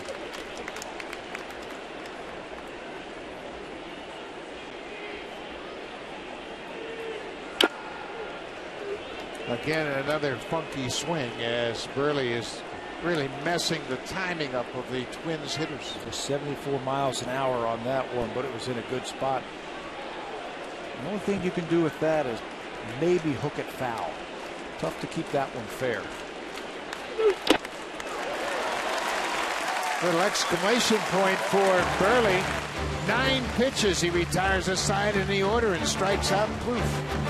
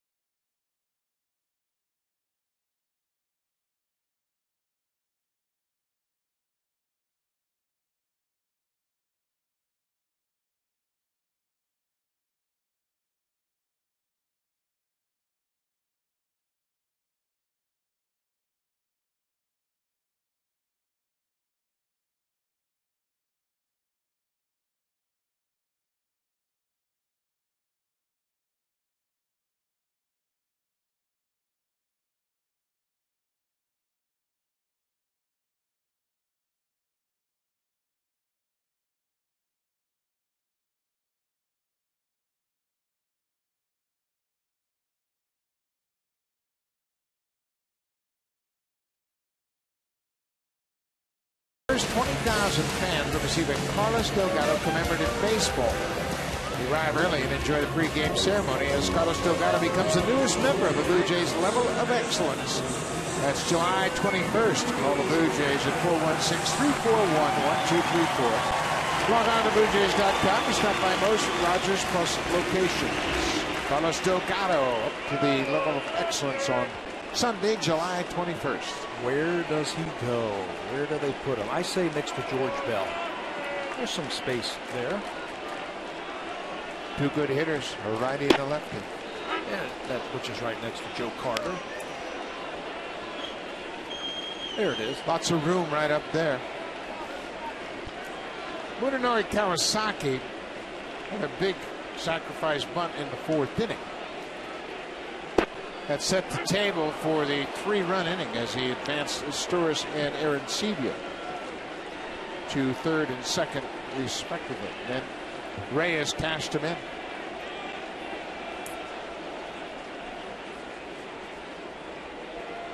Oh, 2.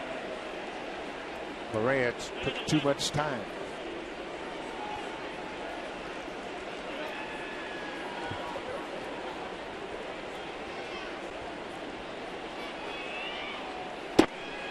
Strike 3 called. Correa gets Kawasaki.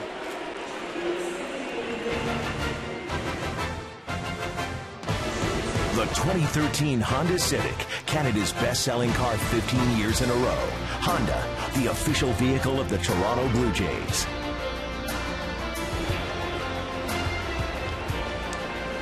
Beautiful CN Tower.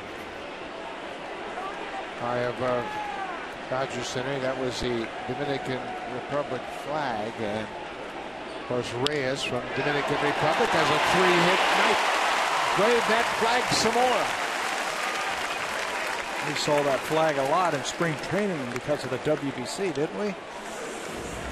As the Dominican Republic won the WBC, Reyes was a part of that. This is a hang and break ball. He's all over. Yeah, curveball hasn't been a good pitch for Kevin Correa tonight, especially to Jose Reyes. That's 3 times he's hit a breaking ball for a base hit. Bautista's 3 for 3. There goes Reyes. He got a great jump. Doman can't make a throw. So Reyes has his first stolen base since coming off the DL, his 6th of the season. first attempt, and he picks a good time to go. Watch this jump. High leg kick from Correa. Correa's paying attention to Jose, and he steals it easily. I'm sure everybody's giving him the business right there. You see him look into the dugout. Smile. Now that's how he hurt his ankle, albeit with a feet first slide in Kansas City back on April 12th. On an 0-2 pitch, he was running and got too close to the bag and tried to slide late. Yeah, in between. Wasn't sure where the ball was. Ball and a strike to Bautista. Hit hard. Florimon's going to go to third, and they'll make a play on Reyes. Reyes made a mistake anticipating that ball going through the infield. Florimon made a heads-up play. Goes to third to get Reyes. You lose that runner in scoring position. Right here. Ball hit to his right, and I think he was thinking that this ball is a single. He took one quick look and then noticed that Florimon, watch, he's already trying to get into his turn at third base. He's starting to round the bag, but there's Florimon with the play. Heads up play by the shortstop. Edwin Encarnacion takes one off the plate inside. But Bautista's at first. Reyes, had he stayed put, would be in scoring position. Bottom of the sixth inning, it's 4-0 Jays.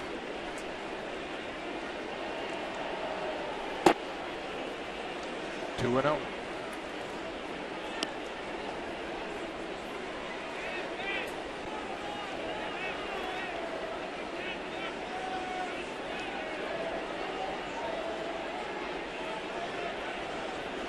Reyes appears to be having a lot of fun once again.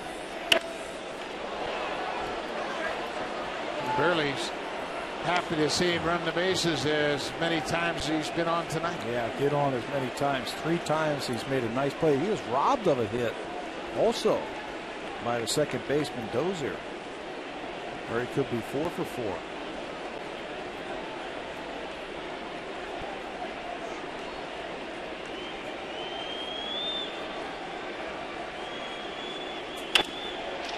On the ground, Florimon's to Dozier. The inning is over.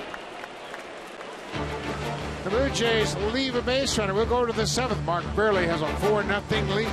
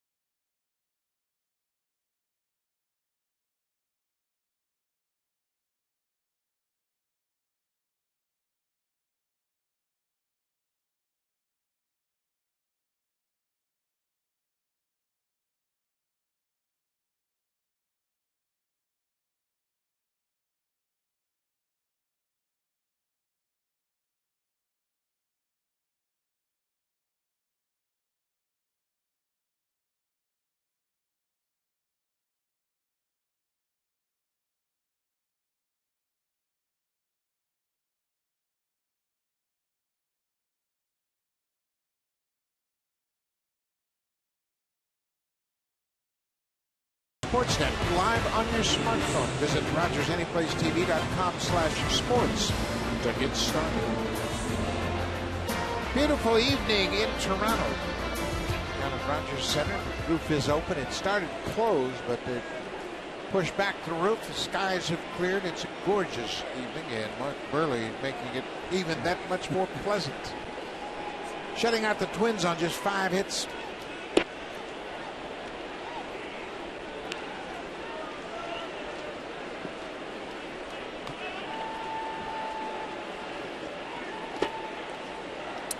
Osvaldo Arcia, the 22-year-old left fielder, has a single.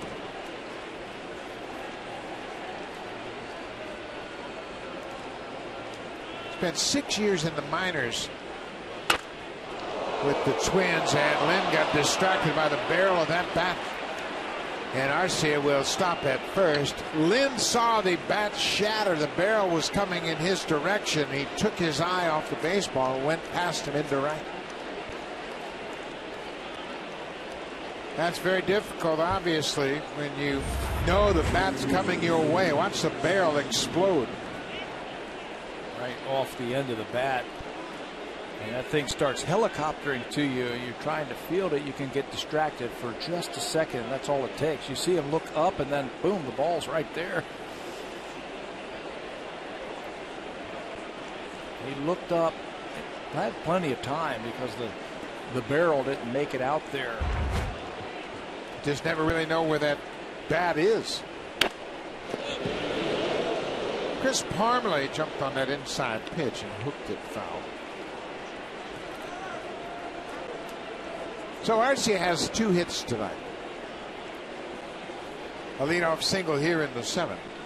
You can't really blame Lynn for that one. No. That's tough. You see that barrel flying your way, and you know the baseball's coming too, but by the time he got the glove back down, the ball was past him.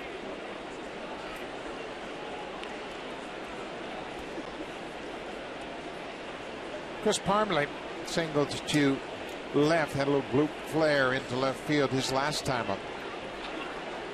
Stay out there, make him try and pull the ball. Maybe a roll over on one. There you go, out there. You got a nice natural hole on the right side now for Parmelee, who's a pull hitter and he's got some power. Stay out there, maybe you can get a ground ball.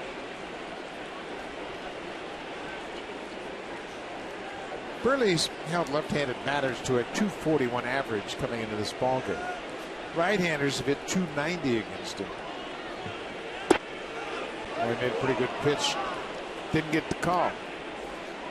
Just off the plate, but you can see him going out there trying to get him to fish for it. Now, he's not afraid to throw that changeup to the lefties either. This season, it's been his best pitch, batting average against wide. There's a fly ball to left field. Easy play for Davis. Parmelee's retired. Burley indeed stayed away from him.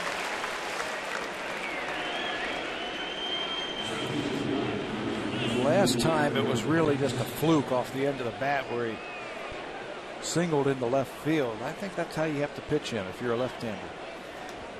You can see Burley behind the mound asking who has coverage at second base. He asked Kawasaki, and then Reyes said, no, I've got it on the comeback. So Burley will be looking for Reyes if he gets a ball tapped back to the mound. Aaron Hicks has lined out and struck out. Burley gets ahead with that slow breaking ball. Boy, he's pitched ahead all night.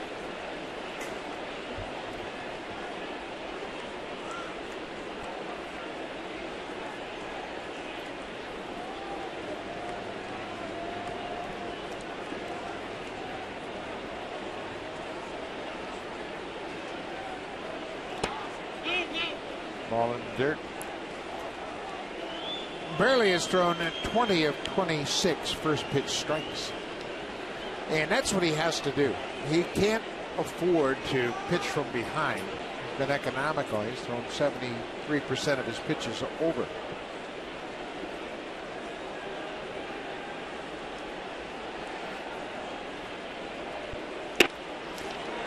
Hicks tried to check and went too far. He's the kind of pitcher, Mark Burley, where he's got to get the opposition, I think, into swing mode. And what I mean by that is throw a lot of strikes early and get them thinking about swinging the bat, not taking, not working the count like some of those teams do. When you do that, I think that feeds right into his strengths. He can start throwing that changeup down and away, throw that cutter on the back door, and teams start swinging at it. Yeah, when he throws everything in the zone, you say, well, he can't take anything. He's going to throw strikes. That last pitch was up and away, and this next pitch, boy, if he throws that changeup down and away, he's got a chance to get the double play ball. Looks like they're coming inside. He jammed him, and remember Hicks is the fellow that fouled the ball off his foot last time. He was up in the fourth. Flashback right there, that swing, that front side. As soon as he swung the bat, it looked like he tried to get his foot out of the way.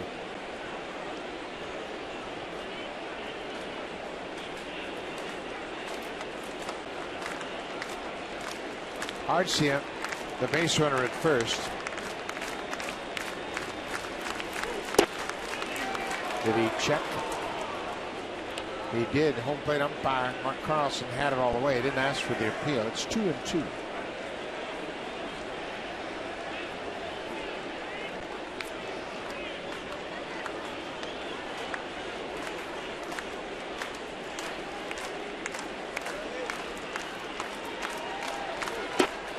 Hicks strikes out for a second time tonight. Mark Burley has 5 strikeouts so far tonight, and that has been a trend we have seen over the last couple of seasons. Yeah, really not known as a strikeout type of pitcher. In 2010, it was at 4, climbed up to 4.8. The next year, 5.6, and this year, almost 6 strikeouts per 9 innings for Mark Burley. I think it's just smarts, and he's just using his pitches a little bit better. What's impressive about that is Florimon now hits one off of his shin. He's over in the American League with the designated hitter, and he's had his best strikeouts per 9. Now you see the K's going up to acknowledge the strikeouts. There it is, that running inside cutter right off that shin of Florimon. One more time. Just sweeps. That'll leave a mark. 2 outs. Comes right back inside, and why not? You get him to foul one off. You're going to make another pitch right inside. 25,672 on hand tonight at Rogers Center. Florimon fouls off the changeup. Tomorrow is Junior Jay's Saturday, plus the fact you get to see R.A. Dickey tomorrow in Game 2. Dickey will go up against Mike Pelfrey in the middle game of this 3-game series, and R.A. has won his last 3 decisions. He's 8-8 on the season, throwing the ball very well. Ground ball to short. Reyes to Kawasaki. The inning is over. Mark Burley has shut out the Twins through 7. When we come back, it'll be Adam Lind. He had a double in his last time up. Rasmus has a double tonight. Then Rajay Davis.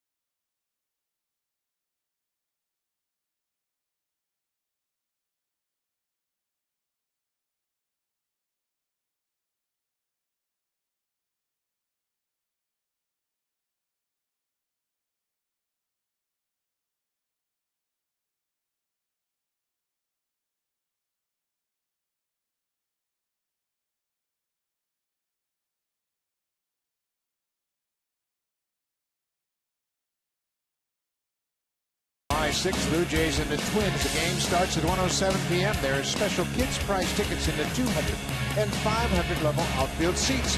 After the game, kids 14 and under can run the bases just like the pros. Call the Blue Jays 416-341-1234. Log on to BlueJays.com or stop by most Rogers Plus locations. New pitcher for the Twins is Ryan Presley. Presley is 24 years old. He has been a starter throughout his minor league career. Originally drafted by the Red Sox in 2007. The Twins picked him up on a Rule 5 draft last December. Twins do a good job of utilizing that Rule 5 draft. Find guys who are just on the fringes of the big leagues and give him a chance in Minnesota. He must remain on the roster. He's got a good arm. His fastball is between 90 and 95. He's got a power curveball and a fair changeup. If he doesn't remain on the roster, he's got to be offered back to the Boston Red Sox. So why not keep him? Maybe you can develop a nice young arm. Another reliever in their pen, Jared Burton, was a former Rule 5 player. Lynn pulls the ball to second base. Dozier throws him out.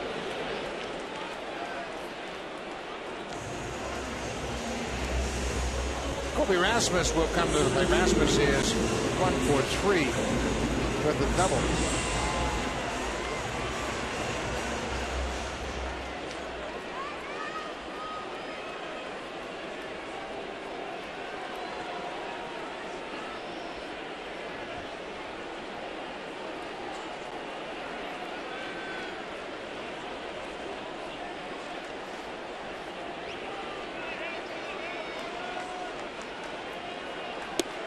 Rasmus chases that inside pitch like a cutter that moved inside. He swung right over the top of it. Got a power breaking ball because he throws so hard right over the top. Here's Ryan Presley. We're talking about him coming from the Boston Red Sox organization. You know, he had his first career win against the Boston Red Sox. How great is that? Always kind of works out. We mentioned he was a starter until Double-A in the Boston organization, and they moved him to the pen. Rasmus hits a bouncing ball. Big hop for Dozier. He's got to wait on Morneau. 2 ground ball outs. Mark Burley shutting out the Twins on just 6 hits, and he gets congratulations after that last half inning and a handshake from the manager. Usually that means well done, we'll take it from here. So Burley is in line for his 5th win. Brett Cecil appears to be ready in the Blue Jays bullpen.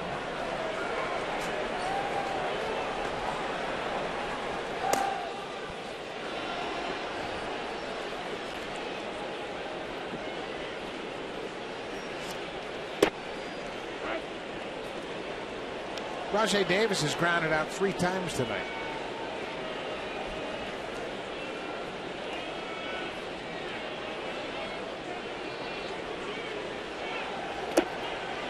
He's had a tough time laying off those breaking balls. And the teams have picked up on that, and they're just going to keep throwing him out there. Got to slow everything down. He's just a little bit too quick right now.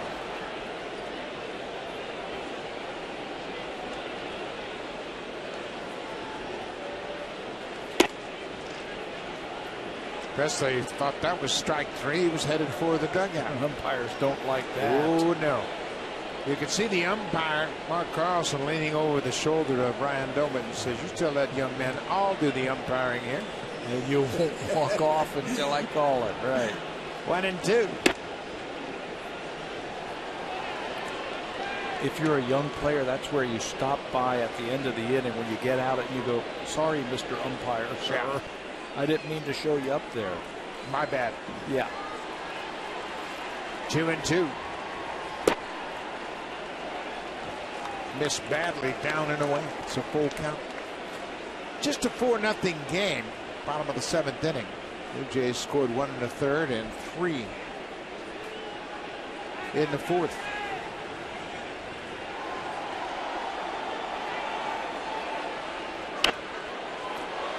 Jose Reyes and Jose Bautista have combined for 6 hits They've gone 6 for 8.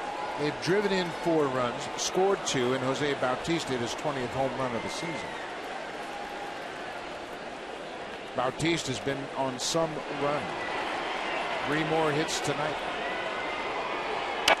Davis stays alive. They've given him a steady diet of breaking balls.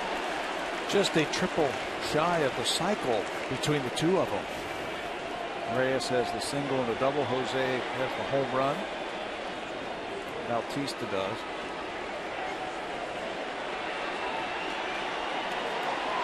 Bautista's now 14 for 29 in his last 8 games. Davis pulls it down the left side.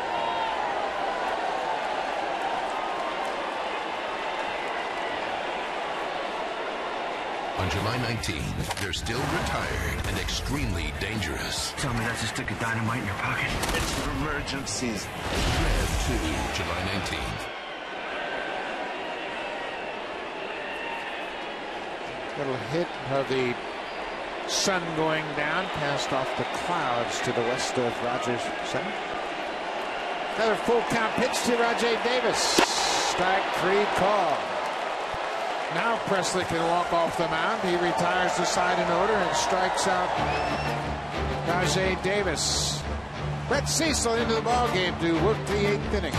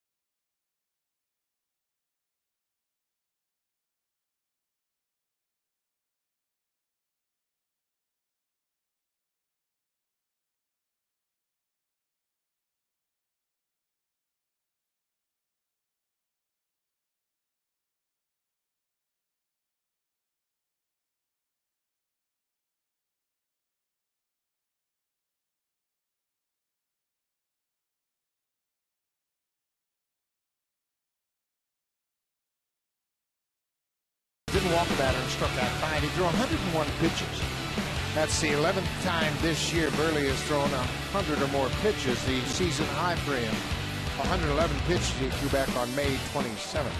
His ERA now at 4.50, coming down. Second time this year that he didn't walk a batter. He was in total command. He will pass the baton now to Brett Cecil for the 38th time. Look at the numbers that Cecil has put up. 3-0 undefeated with a great earned run average. That has been his bread and butter pitch. The ability to throw that curveball for strikes. Top of the order, Dozier, Mauer, and Billman. 8th inning.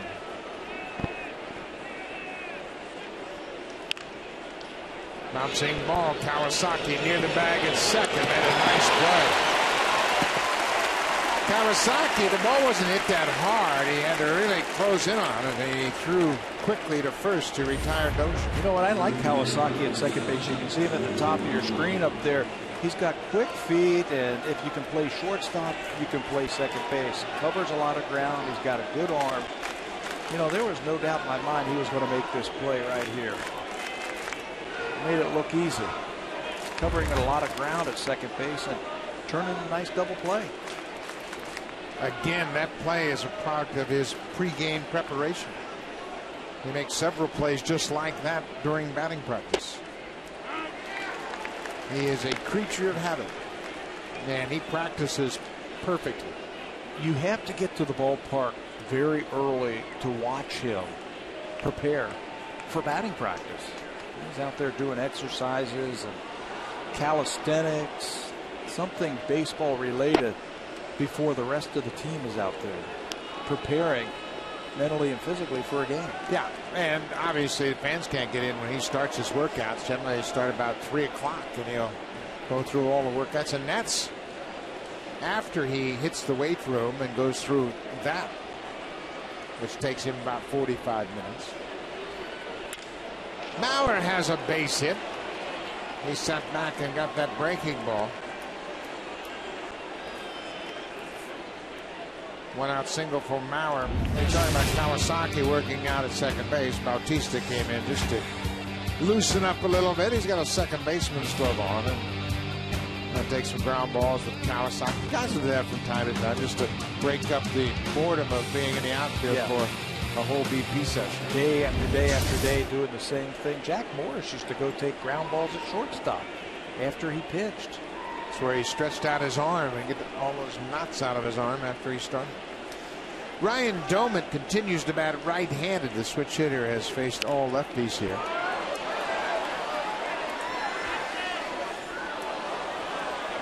Doman has gone 1 for 3, singled in the first inning. Went to second on the throw, so the Twins had a golden opportunity against Burley in the first.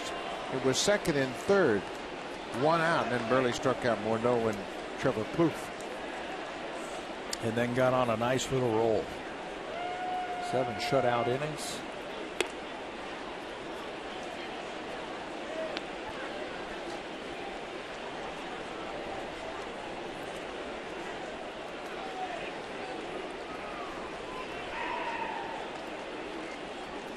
Mauer, his first hit of the night, is 1 for 4.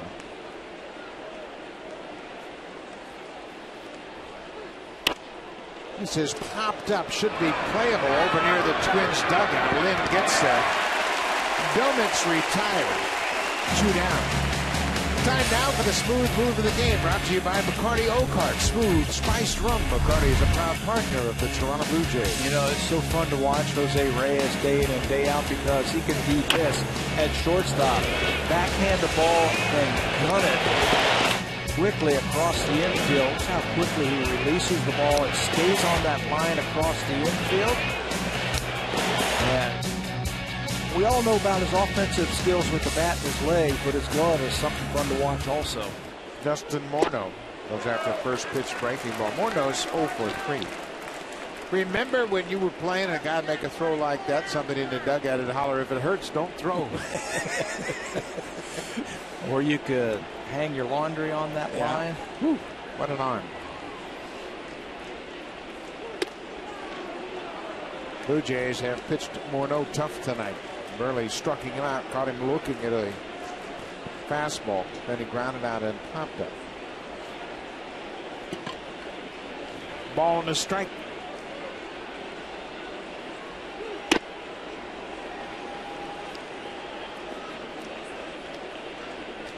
Brett Cecil, of course, is anxious to hear the All-Star selection show tomorrow. He hasn't said much about it, but obviously I'm sure he's thinking about it, and he deserves to be on the All-Star team. If he goes home and watches a rebroadcast of this, a replay, he knows that we're talking about it, and he deserves it.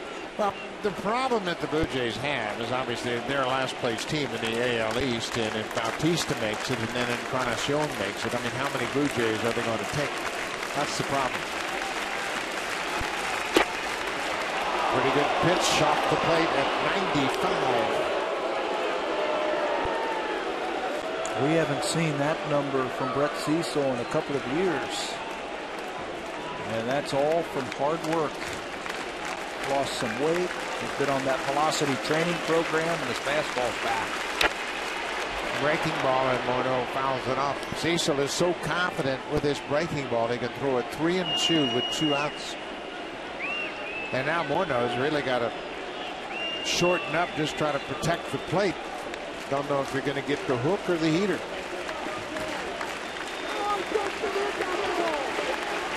Mauer at first will be off on the pitch. There he goes. Ground ball. Cecil was late getting off the mound. Lynn picked up on it and beat Morneau to first. The inning is over. Twins strand their run. We'll go to the bottom of the 8th. It's 4-0 Jays. Now time for a Blue Jays Central update. Here's Jamie Campbell and Greg Zahn in the Blackberry broadcast studio.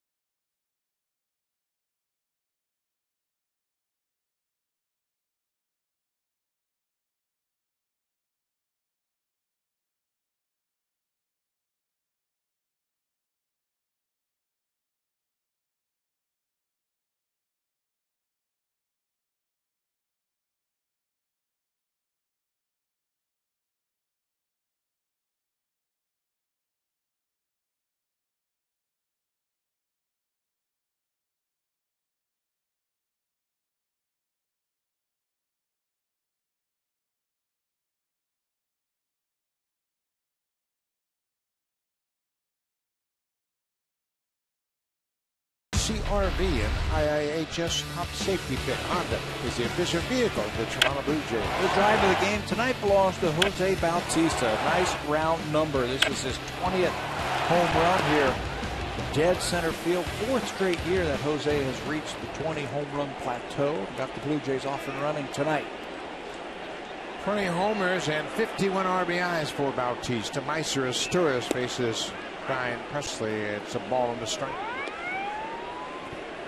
Presley came into the ball game to work the 7th, retired to side in order. A couple of groundouts and a strikeout.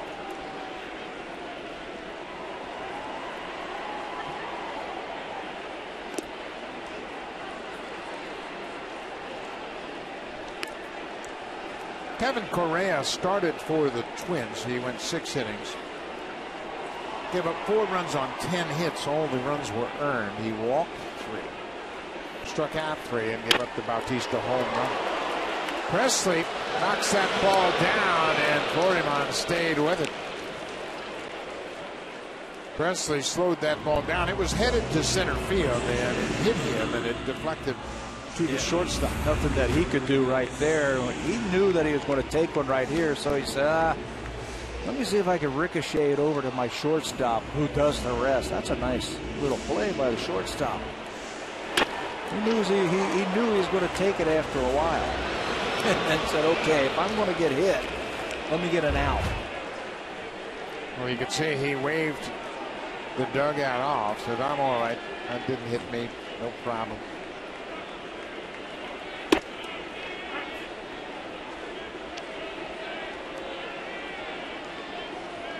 J.P. Arencibia has singled, walked, and struck out.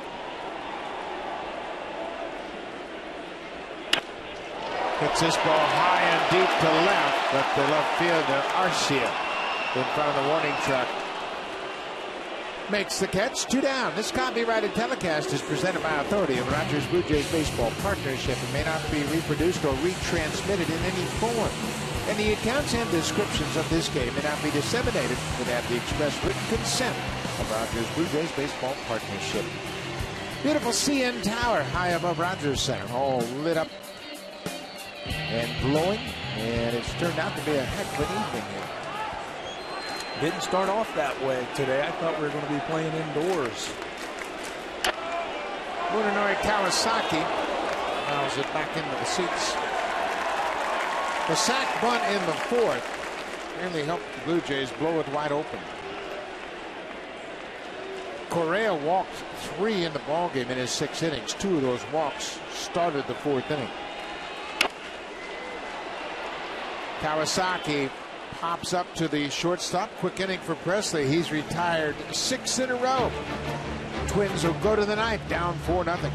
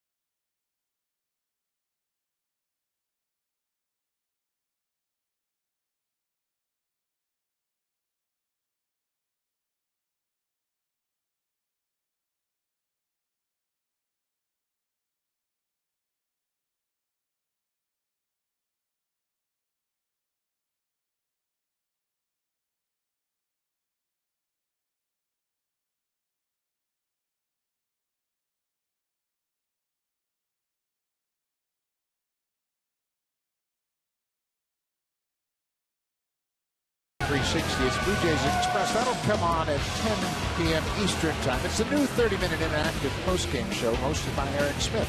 Check out sportsnet.ca/360 for channel listings. We'll also have more baseball over on Sportsnet 1 top of the hour. That'll be 10 p.m. Eastern Time. The Red Sox and the Angels. And the Angels are starting to heat up today.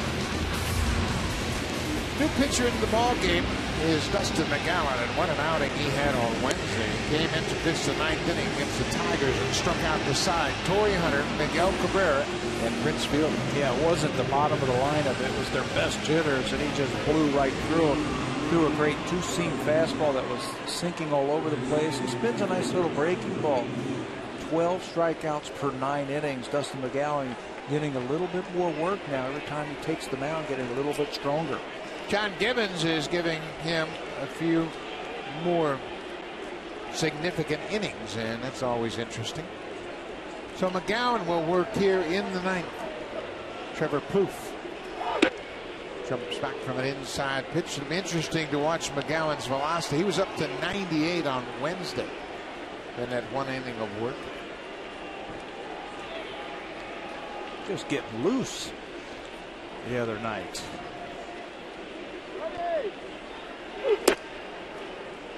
Missed with that pitch. It's 2-0.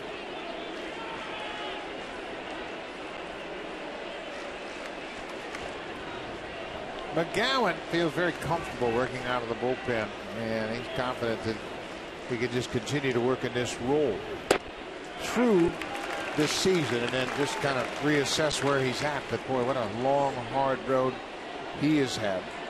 His last fully healthy season was in 2008, made 19 starts for the Blue Jays, and then after that it was one injury after another. And that's why I think it's important for him to stay in the bullpen and just work through it, finish up the season strong and healthy. You know, he's been pitching so well. The Blue Jays have a need at starter for a starter, and he's started in the past, but I don't think Blue Jays are going to go that way. There's a breaking ball. It's popped up into shallow right. Kawasaki gets there, and Bautista peels off one down. Now for a preview of what's coming up on Connected. Here's Jamie Thomason of Uncle Osman.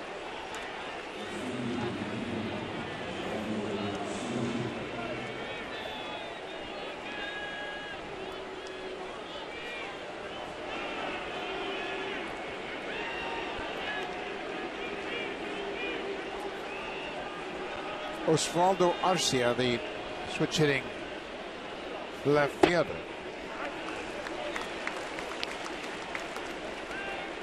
He has 2 hits tonight. He had the good fortune of having a broken bat base hit his last time up. The good fortune of the barrel going toward the first baseman and distracted Adam Lynn. The ground ball rolled past him. But here Dustin McGowan is ahead 0-2. Did you see the movement on that two-seam fastball right there? That's something that he didn't have a couple of years ago. Another high pop-up. Davis from left field gets there, makes the catch in foul ground. Twins are down to their last out.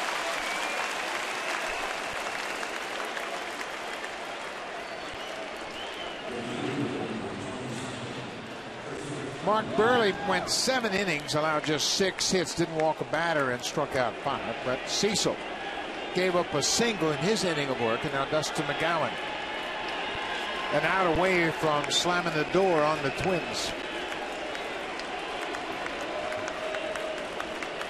Twins have been shut out 6 times this year. McGowan trying to finish it off and make it number 7.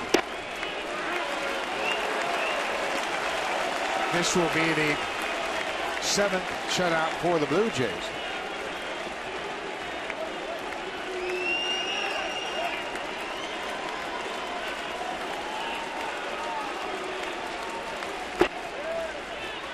Game 2 will take place at 1 o'clock tomorrow afternoon. R.A. Dickey will go to the mound. He'll be opposed by Mike Pelfrey, former Mets #1 pick. Dickey has won 3 straight decisions. Chris Parmelee is behind 1-2. They throw that two-seamer or that changeup right here. Watch Jake here and Sevia's glove. He is giving a nice low target for McGowan. 1-2. Hard breaking ball, 90-mile-an-hour slider, but McGowan bounced it in the dirt.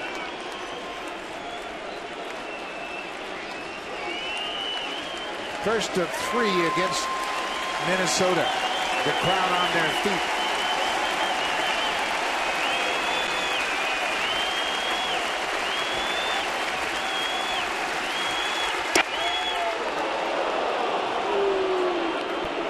It's like a pretty good pitch. McGowan didn't get the call.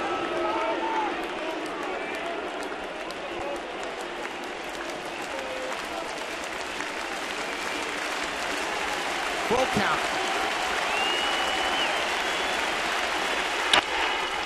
Ground ball. This should do it. Kawasaki, Lynn, ball game. McGowan retires the side in the 9th. Mark Burley is the winner. He evens his record to 5-5. Jose Reyes and Jose Bautista. Big night at the plate. Twins had their best chance of scoring in the first inning, but Mark Burley buckled down. They had runners at second and third, 1 out, struck out Morneau, Plouffe, and then that was it. He was outstanding in 7 innings. Cecil was good in his 1 inning. McGowan did his thing. The offense got enough runs. Blue Jays start off this series on a high note. Blue Jays win it 4-0. Mark Burley is the winner. Coming up on East Ontario, Western Pacific, it's connected. And don't forget, on Sportsnet 360, it's the new postgame show, Blue Jays Express with Eric Smith.